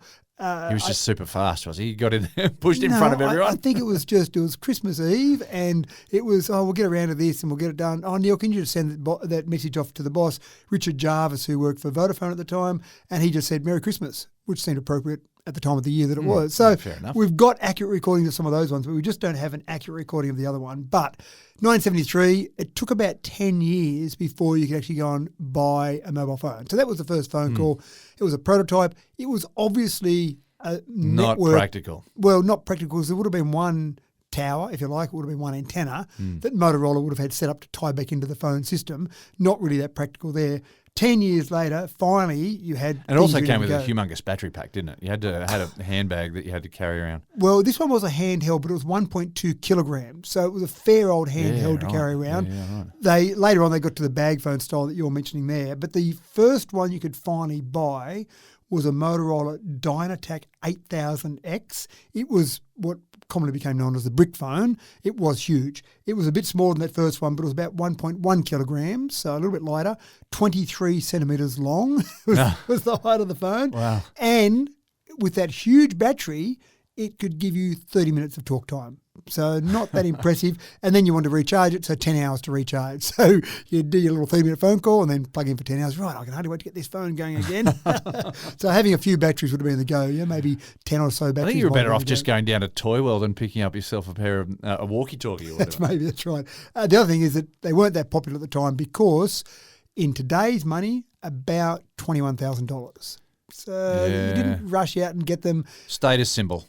Status symbol, definitely, and where you could use them, not many places, because the actual carriers had to start to build the mobile phone network. We think we've got it bad now with various black spots as we travel around, where you can imagine then you'd have two corners in New York and a corner in Chicago or a corner in LA that you might be able to use it. If there was any people walking around going, this will never catch on.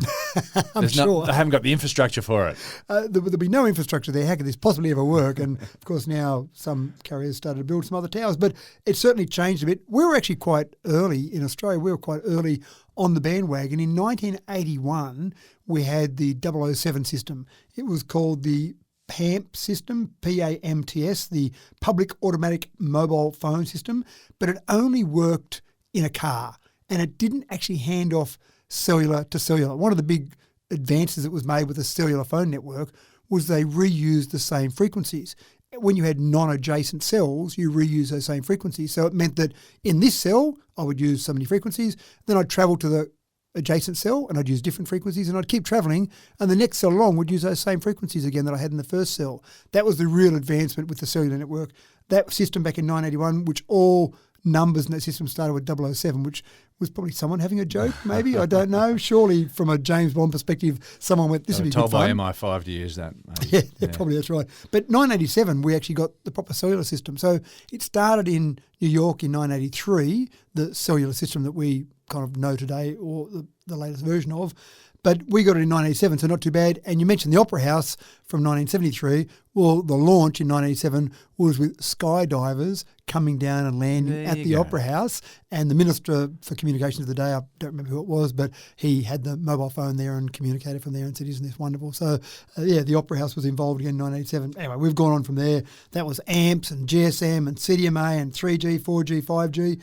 But Martin Cooper still has something to say, and he's still talking about phones and talking about where he thinks they'll go. 94 years of age is at the moment. Oh, wow. But he still had a few things to say about where artificial intelligence will take us with mobile phones, augmented reality, holograms. He said in the next 50 years, as much as we look back now and go, wow, it's changed just a little bit from those first days, in 50 years' time, his prediction, which is probably pretty safe, is that people in that day will look back and go, what? They had that sort of phone, a smartphone, all those apps on there? How silly is that? That just seems crazy. But it is better. I remember talking to one of my young staff members one time, and I said something along the lines of, before we had a mobile phone, and then the staff member pulled me up, hold on, what do you mean before you had a mobile phone? Haven't they just been part of your life like electricity and cars ever since you were born? I went, no.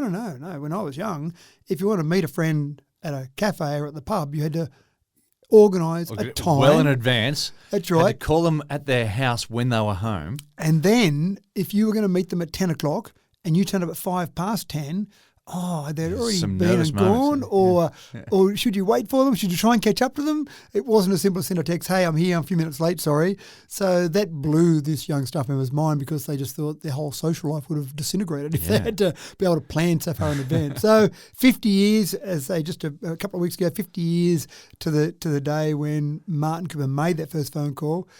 It's fair to say that I think we've been pretty fascinated, but even Martin Cooper's been fascinated by what's changed in that time.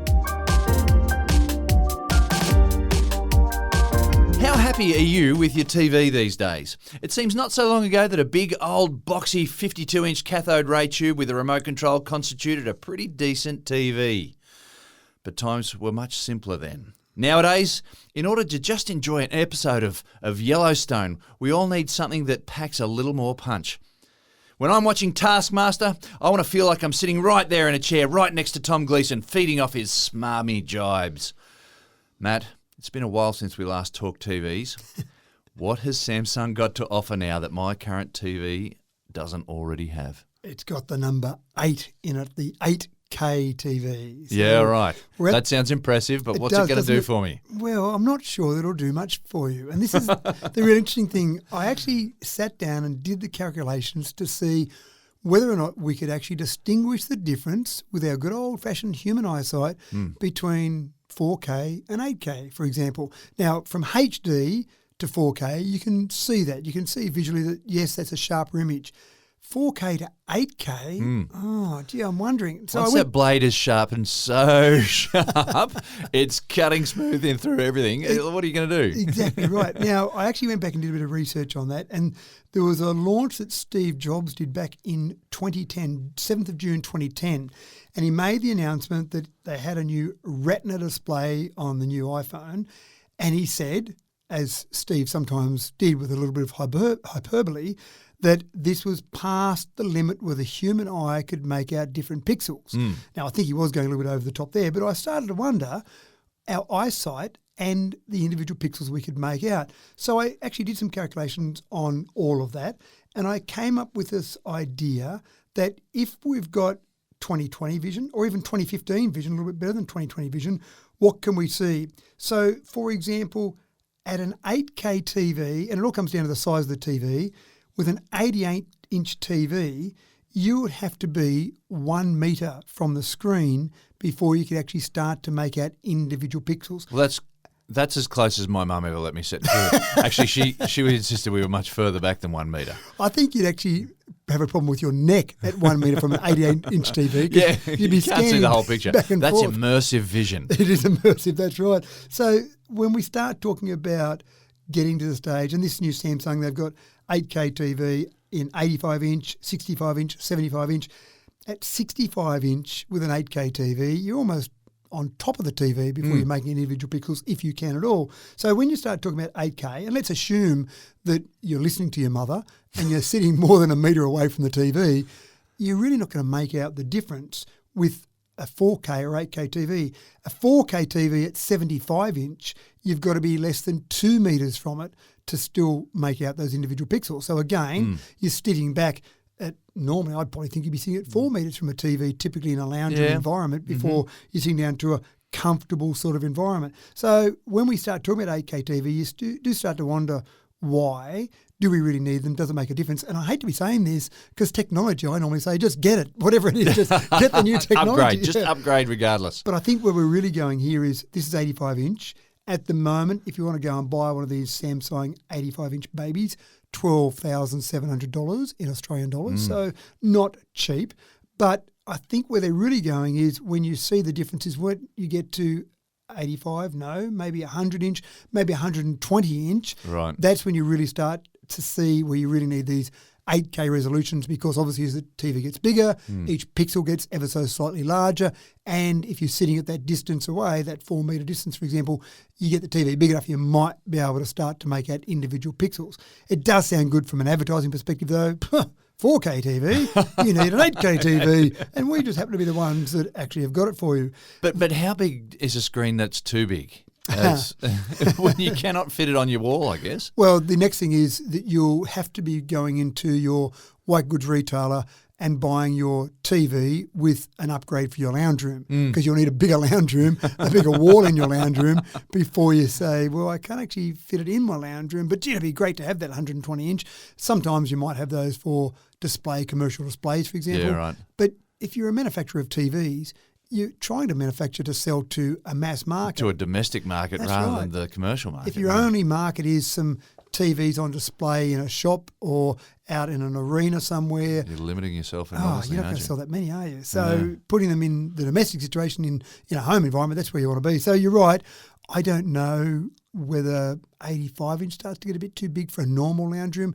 100-inch starts to get too big for a normal lounge room. It does get to the stage where you feel like it encompasses your entire wall. That's right. And maybe that's what the plan is, just When to have you're a wall. checking out a house, when you're checking out a house to either to rent or to buy, you've got to check out that lounge room wall just to see how big that lounge room See if wall it is. can fit. To see if you can get your TV, and measuring out the doors and stuff. That's right. Getting it in there too, that's part of the problem, isn't it? I've just got to take off some of your roof and rip out a hole in your ceiling just to get that TV in. Tail wagging the dog. I don't get it anymore. I don't understand the modern world. Oh dear, please, James, please. So anyway, I should talk about the TV. It's a QN900C 8K smart TV. It's their QLED technology that they talk about, which is the Samsung way of saying LED, but chuck a Q in front of it to make it proprietary somewhat. Nice TV, but I think the thing is with 8K, you then start to need to get your content in 8K.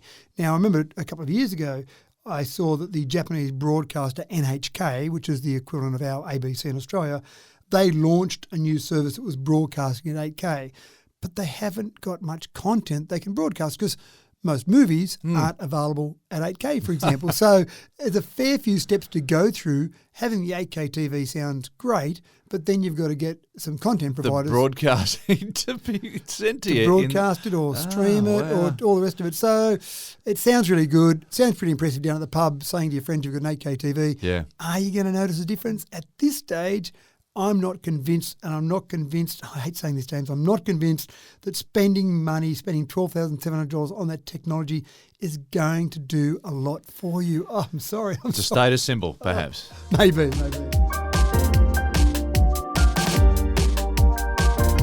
talked about it earlier, but with the Liddell Power Station in the Hunter Valley recently shutting down, a genuine fear has set in about how New South Wales will keep the lights on consistently over the coming years. For the Boffins promoting sustainability, the answer will come in the form of diversification, with initiatives coming in all manner of shapes and forms. And one of them will be in the form of storing solar and wind power in giant gravity batteries. Matt, there are a couple of these already being built in China and the US. What's the deal with these giant gravity batteries? And that's what prompted this story. we've talked a little bit about the concept of these before, and they've built some in some small demonstration sites to just make sure it all works and the theory stacks up with the practical outcomes. But now you're spot on. There's one construction in China, one construction in Texas in the US. I'll talk a bit more about those, but I want to go back a little bit first of all, because one of the things that frustrates me no end is when people talk about solar and wind, they of course say, well, what happens when the wind's not blowing? That's right. And the sun doesn't always shine. The sun goes down each night. You got me. And you know that there are all these people out there who talk about this base load power. And it's one of the real frustrations I hear when I hear base load power. The whole thing around base load power was created by the electricity generators with coal-fired power stations because of one of the limitations of coal-fired power stations. You don't just flick a switch and you start getting electricity out of a coal-fired power station, and then at night time I'll flick a couple off because we don't need so many. The start-up and shutdown, both of them are a day, maybe days long, depending on the actual technology in those coal-fired power stations. So the generator said, wow, we've got all this electricity at night time. Oh, what are we going to do with that? How can we use that? Because we're just wasting it. Oh, I know. Let's come up with off-peak electricity so we have the need for more electricity at night time and less during the day. That'll balance it out. And hence we have this whole thing with baseload power. There were some pretty clever inventions, and it goes back to 1938 when the first ripple meter was created. So you had then meters for electricity, and then you put these ripple meters on, and they had the ability for the electricity generator to send a ripple down the line of a different frequency to turn on a ripple meter and then turn it off. And that's how you get the charging for off-peak. Yeah, right. So, for example, at 10 o'clock at night, they would get a frequency come down the line. Oh, there's that frequency. I can now turn on my metering so that can start using off-peak electricity. 6 o'clock in the morning, turn it off. But hold on, that's not good if everything comes on at the same time and everything goes off when that ripple comes through. So the ripple meters themselves, after they get the ripple notification, have a randomised amount of time before they come on, usually within minutes. So it's quite clever technology. Yeah. And so that's how we've got off-peak, for example, hot water systems or off-peak slab heating systems. Some people even have their pool systems, their pool filtering systems hooked up to off-peak. So a whole range of things. But that's why we've got this base load of power, because the generators had a limitation in coal-fired power. Now we've got a limitation in sun. We don't have sun at night time. And we've also got maybe not wind blowing all the time. So we've got to have some way of storing power. Now, forever and a day, generators with coal-fired power would have loved to have a way of storing power because they're generating this power, they're burning coal, and we can't use it, so we can't charge for it. They would have loved to have a way of storing it, but the easiest solution was just to put more coal in and burn it, so they didn't worry about it too much. But now we've got the problem. So you've got batteries. Now, batteries aren't too bad, but the mining of all those different materials, some rare earth materials, critical raw materials, there's a lot needed for all these batteries. So that may not be the best solution going forward. And they do have a lifetime. Batteries do slowly degrade. Their efficiency isn't too bad, about 80%. The other one we're seeing a fair bit of now is pumped hydro, and I get a bit frustrated. I'm very frustrated today, aren't I? I get a bit frustrated when people say, oh, pumped hydro, that's the best way to generate electricity. I go, no, it generates no electricity. It stores electricity. So pumped hydro, of course, you pump the water up to a reservoir when you've got excess power, middle of the day, for example, and at night time when you need that power, you let the water fall down through a pipe, turns a generator, away you go. So pumped hydro is a great way. And again, pretty efficient in terms of that, but you need somewhere you've got a height differential and you need water. Now, water's being recycled. It's going up and down, but you still get evaporation. So you need some supply of water. So that's not perfect. But then we get to gravity batteries.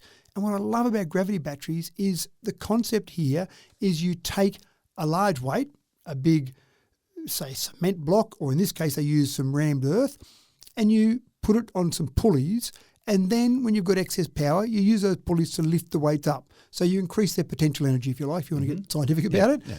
And then when you need the excess, or you need that power that's been stored, it's stored as potential energy. You let that big weight fall, not just randomly falling off a cliff at 9.8 metres per second. You let it fall in a gradual fall, turning a turbine, and it generates electricity. So you're turning that potential energy into kinetic energy to generate power. Again, very efficient. So you're not losing much each time you do this.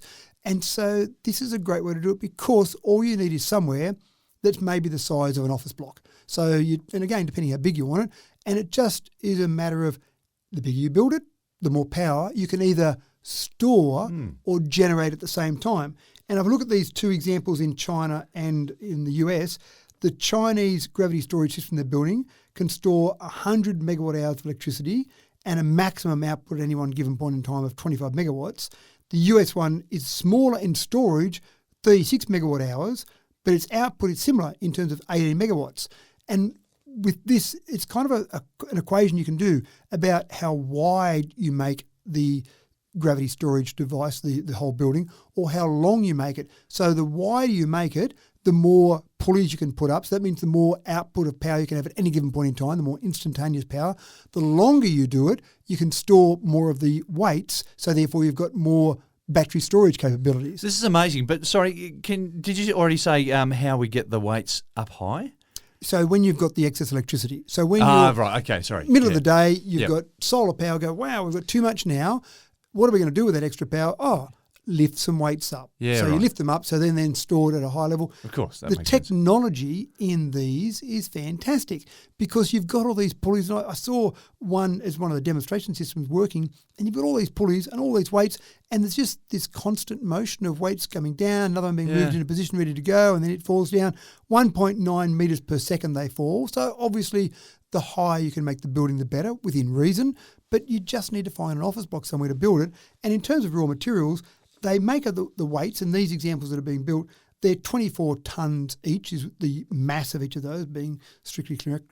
That's not the weight, it's the mass of each of those. Yeah. And it's just highly compressed dirt, as I mentioned before. So it's not using up all of these fantastic raw materials. They compress the dirt. They probably put some sort of setting compound in there as well. But it's just these weights. So clever. It is, isn't it? And so this, in terms of a battery, is fantastic. So now we might have pumped hydro. If you happen to have water nearby and some change in elevation, sure, use pumped hydro. It makes sense. You might have some chemical batteries somewhere, but gravity batteries, they can be constructed out in the middle of nowhere. They can be constructed next to a wind farm, next to a solar farm, so they can have some sort of even out of the power delivery. You can put them in an office block. You can put them in the middle of a city if you like. So anywhere you want to build this, you can have it. And silent. It's silent. I can't see a lot of noise being generated by the pulleys and the turbines. I can't see a big smoke plume coming out the top of it like a coal-fired power station. So, yeah, silent. I mean, I love the concept. This will be really important, though. These two that are being built will be important just to see how much it costs to build, how efficiently does it work. I really can't see them having a short lifetime. A chemical battery's got a fairly set lifetime. You're wearing out components as they lift them up and down, so you make sure your bearings are being maintained. But apart from that, it's and not that your wearing lines out. are all intact and strong. Yeah, but yeah. And the other really important part is if I store energy in a battery, a chemical battery, then I walk away and leave it and I come back 6 months later and it's not at 100%. I've lost a little bit. So I do get a little bit of leakage. If I store energy in pumped hydro and walk away for 6 months, I come back and the top dam might be half full because that damn sun and evaporation took some of that water away. But if I put these weights at a higher level of potential energy and I walk away for 6 months and I come back, I've still got all my potential energy. They haven't fallen a bit. They haven't lost some of their mass. They're all there waiting to go. When you need me, I'm here, whenever you like. So I've got unlimited time frame of storage. I've got a device that's got a long time frame to keep operating, surely, and it's a very efficient way of storing it, and I can build it anywhere. So what you're saying is the solution to this energy crisis is initiative. The solution is initiative, but also give it a little bit of time. I reckon we'll solve these problems about no wind and no sun when we need them. Just the same as we solved the problem with all this coal-fired power being wasted in the middle of the night, we solved that problem with off-peak electricity, which if you suggested that as a solution now, okay, let's make everyone generate their hot water after hours. But what about if I'm using the shower a bit during the middle of the day and I get a cold shower? I don't want a cold shower. Well, you just have to put up with it, sir. I'm sorry. Yeah. Oh, damn this coal-fired power. It's no good. It is so frustrating when a neat and very useful little piece of technology gets hijacked by the bad guys and used for no good.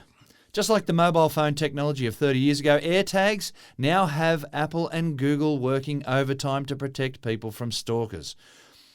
Matt, a handy and very simple device, but a sneaky way for people to get up to no good nonetheless.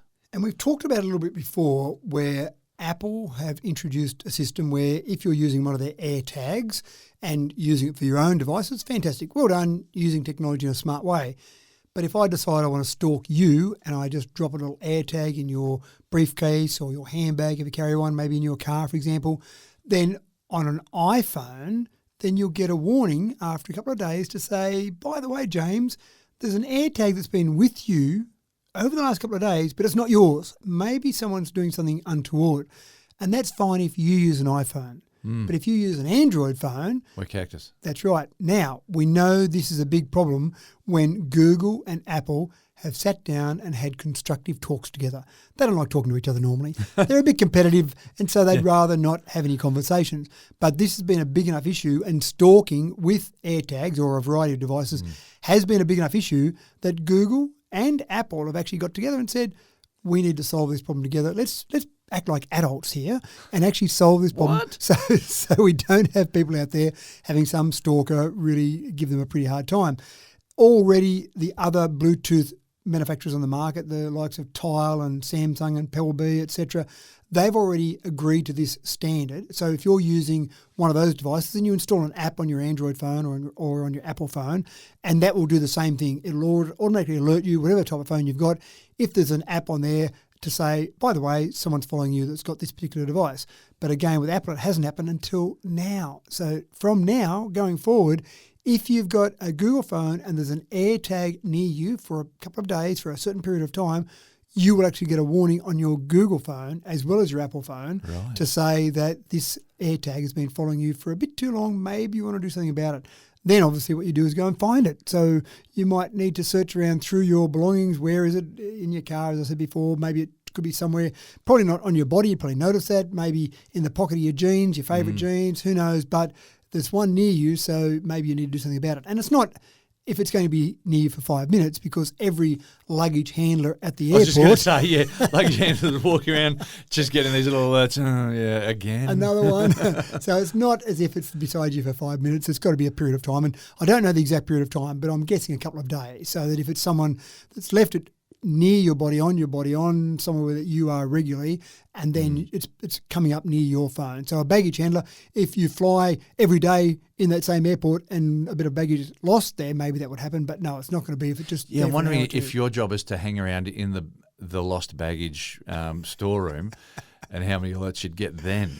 And presumably anyway, you go home at night. Small potatoes. That's right. But you go home at night and come back the next day. Right. So good point. You're probably not near it often enough. But look, it's a good move because obviously we talk about a bit, there's some technology out there that's fantastic, but sometimes, all the time actually, someone says, oh, I could do this with this now. We talked about people just popping them into the tyre in these wheel well of a car and whatnot, and just tracking cars around. Yeah, that's right. And people have robbed houses by that. They know when the car's away from the home, all those sort of things. But again, this is a couple of mega companies getting together to say, let's do some good for society. Fantastic. There's been talk now for a few years of this next piece of tech creating a real revolution. And good things come to those who wait, as my mother used to tell me around Christmas time. From a country where EVs are the norm, it stands to reason that charging up should be as smooth as the road that you're driving on. And that's literally the way they have gone in Sweden. By 2025, they'll have the world's first road that charges your EV as you drive. Matt, more bright sparks coming out of Scandinavia, huh? Absolutely. I love some of the concepts coming out of there. This is a 21-kilometre stretch of highway that's going to be charging your EV. Now, there's been some trials done in a variety of countries, actually. You've had some done in Sweden, you've had some done in UK, Germany, Italy, even Israel. They've typically been fairly short sections because they've been trials. They've been trying different ways. And there's three main methods they've been using to charge your EV as you drive. The first one is a bit like a suburban train system where they'll construct overhead power lines and then your vehicle, and this is probably designed more for larger vehicles, trucks type of thing, rather than cars. They basically have a trailing wire at the top and that'll just trail along on that wire. A bit like Dodgem cars that are shown. Yeah.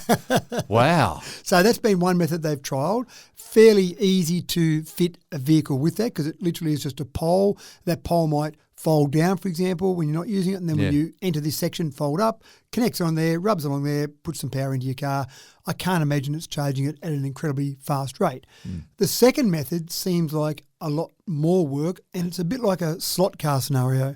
You'll have literally a slot in the road, and as you drive onto that, there'll be a piece that will fall down from your car and drag into that system, into that slot, and charge as you drive along. Wow. Those two systems they've trialled, they've had varying levels of success. I think the way they'll go, though, will be wireless charging.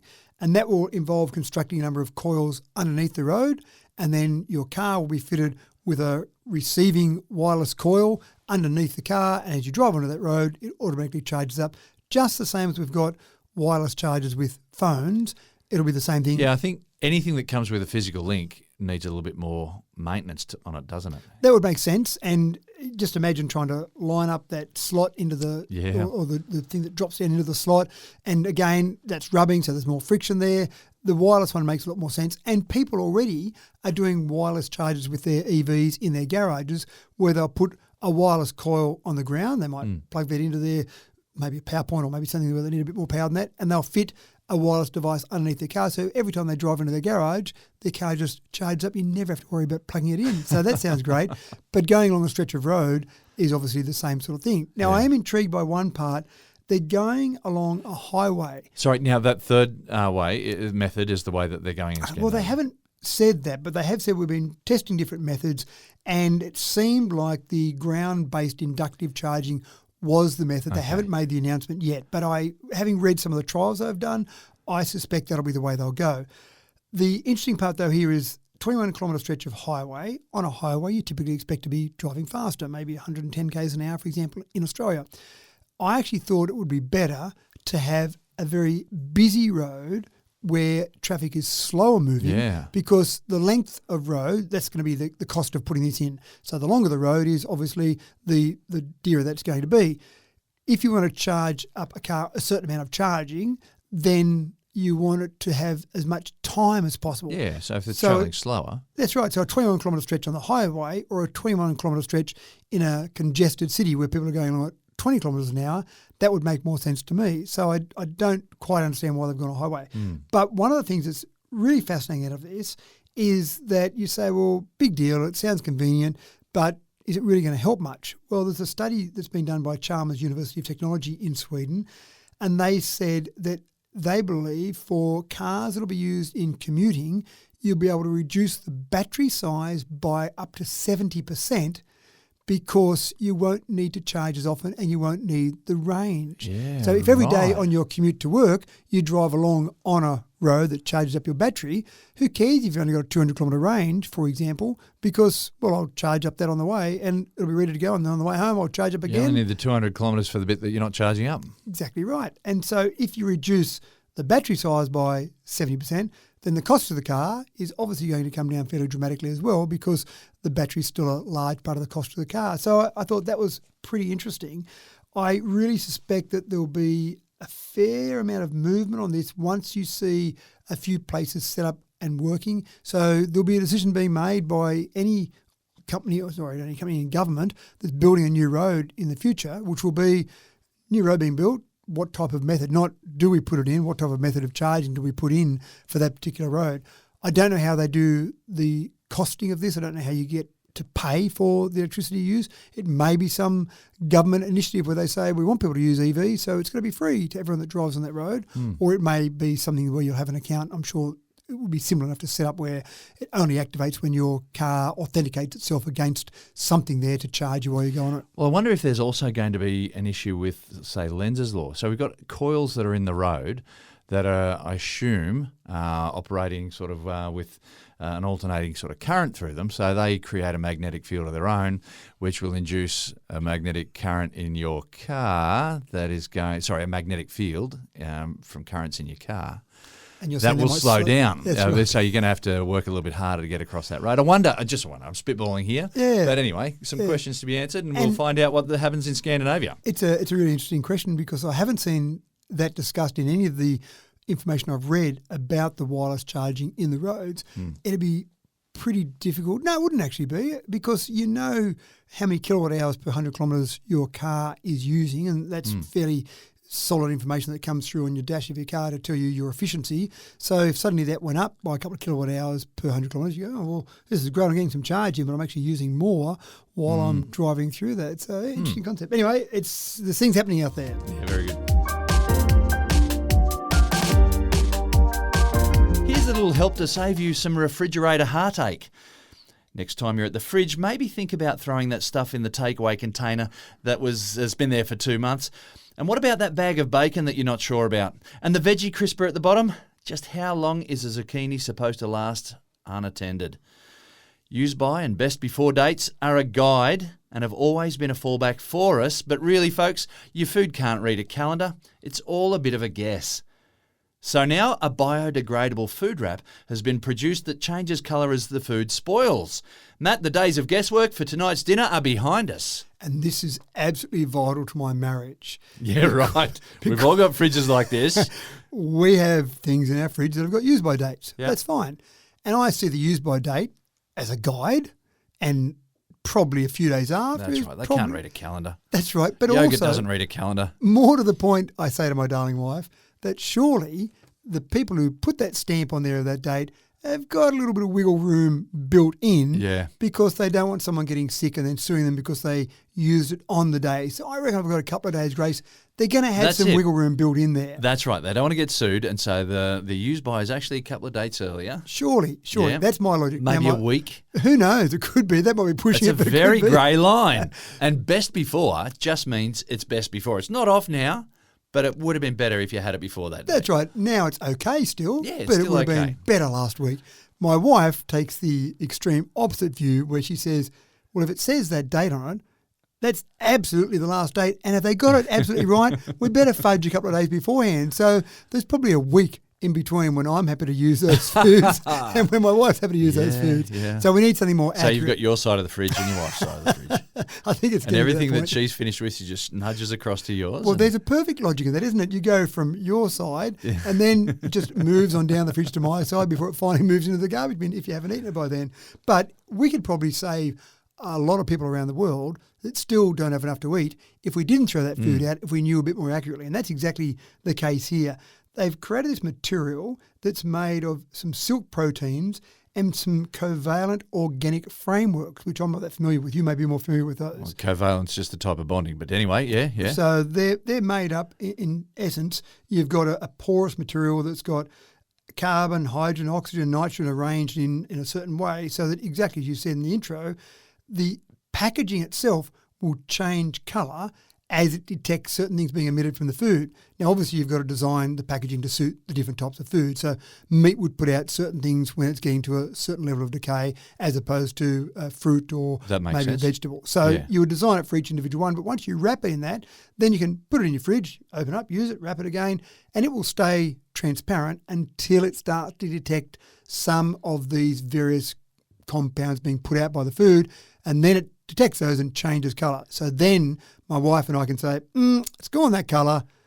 We really should just have one or two more days now. Well, it's a big one for the supermarkets, because the supermarkets must throw out an awful lot of stuff, right? And point. So I know in some countries, I know in France that they had a program in some cities in France where they were feeding the homeless with stuff that was no longer really sellable, but still okay. And this would be able to be a better indication. Yeah.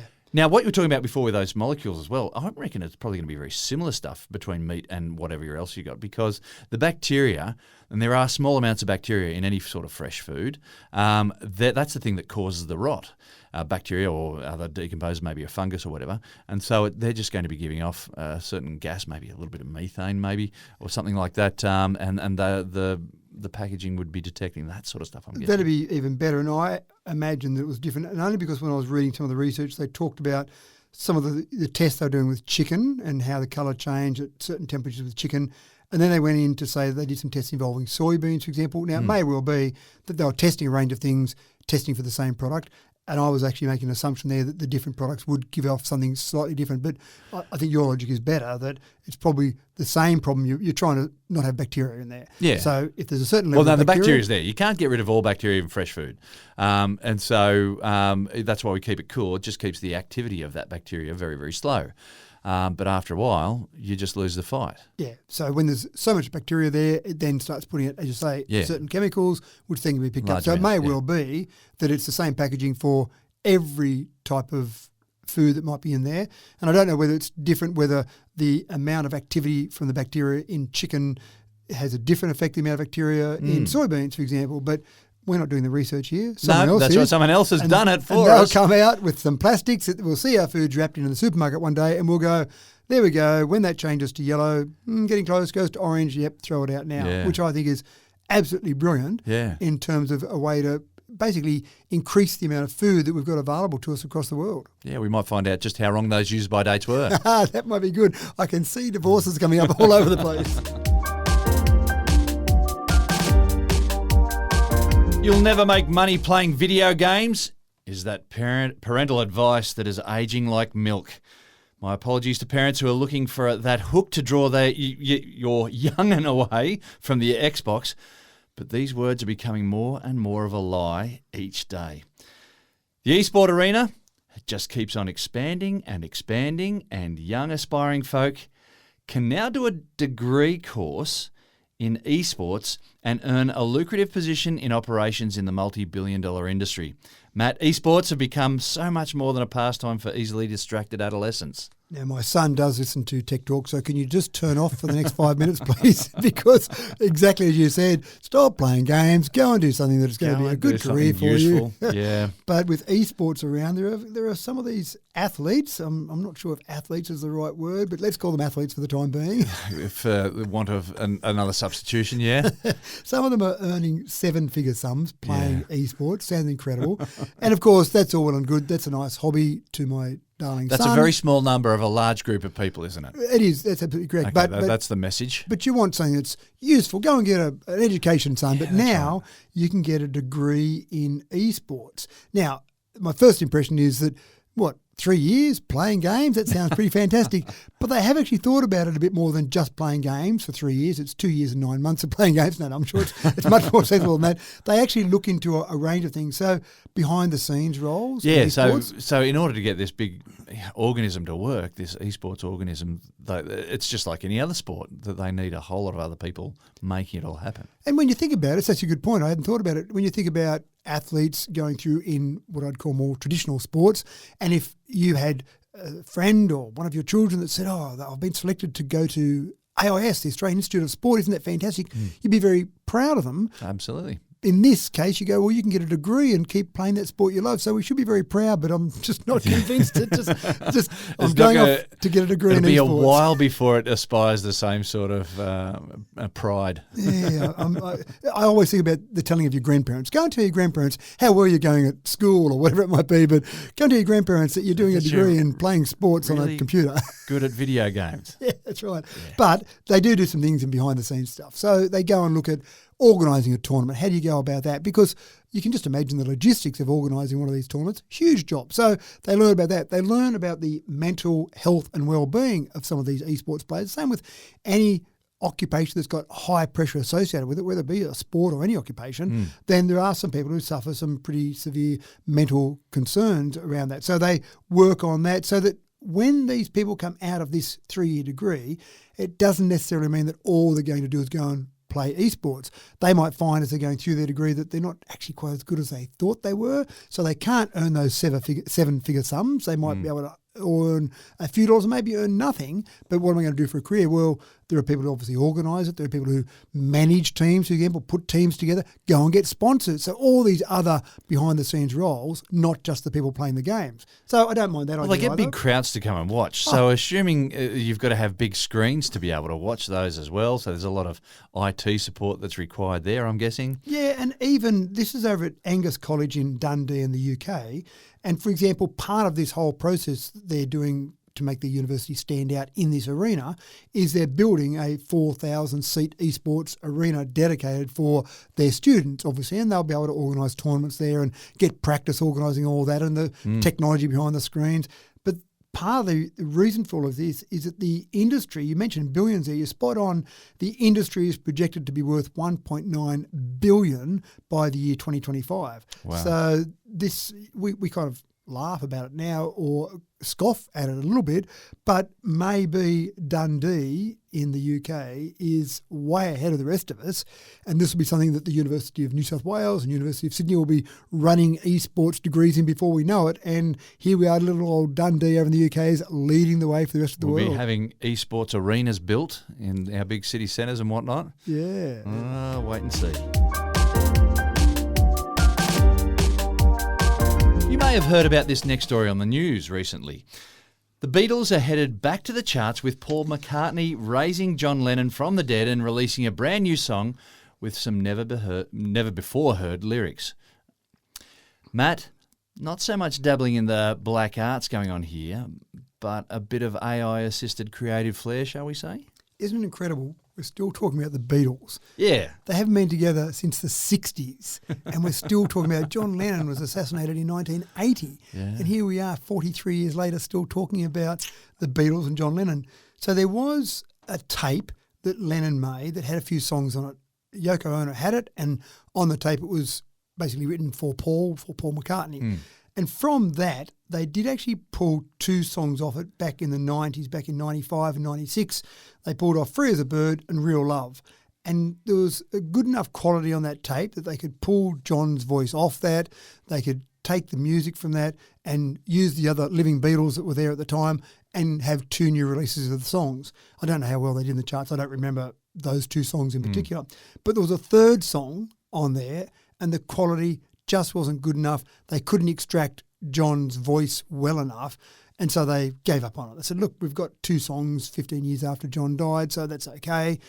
But now, here we are 43 years later, and McCartney's obviously been approached by someone with some pretty clever AI, and they've said, we reckon we can take that other song that wasn't quite good enough quality before, pull John's voice off it, pull all the background noise out of that, then put together a song that you can actually make as a Beatles song. Amazing. It is amazing, and it gets better or worse. I'm not sure which.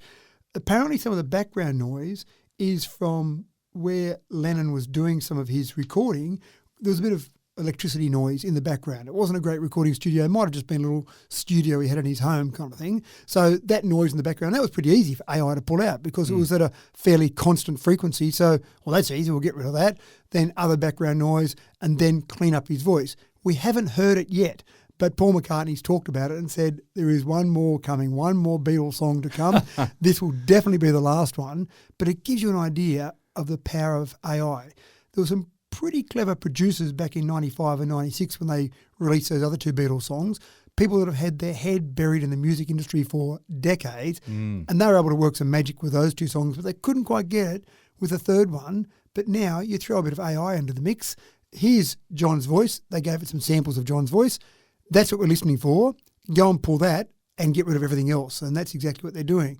Now, again, I'll be very interested to see how it sounds and how close it sounds to John's voice. Having said that, Paul McCartney in an interview recently did talk about the fact that there are lots of new Beatles songs out there, Paul. He's been approached by lots of people where they've used AI to recreate John and Paul's voices, the Beatles sound, and they've created new Beatles songs, a bit like you and I did for our 100th episode where we just did a bit of AI and recreated our voices. People have been doing that with John's voice, with Paul's voice, and Paul said, I've heard some of these songs and they sound pretty good, but it's not me. It's not John. It's just AI creating it. And then what does it become? It becomes people feeding off someone else's success to create something new. And there's a lot of, I don't know, is that art? How do we regard that? That's the question, isn't it? Yeah. I mean, Who's the artist? Taylor Swift has been quite clever. She said, use my voice if you like. Use it for AI. Just give me a cut of all the sales that you get out of that. So let's adapt it and let's embrace it.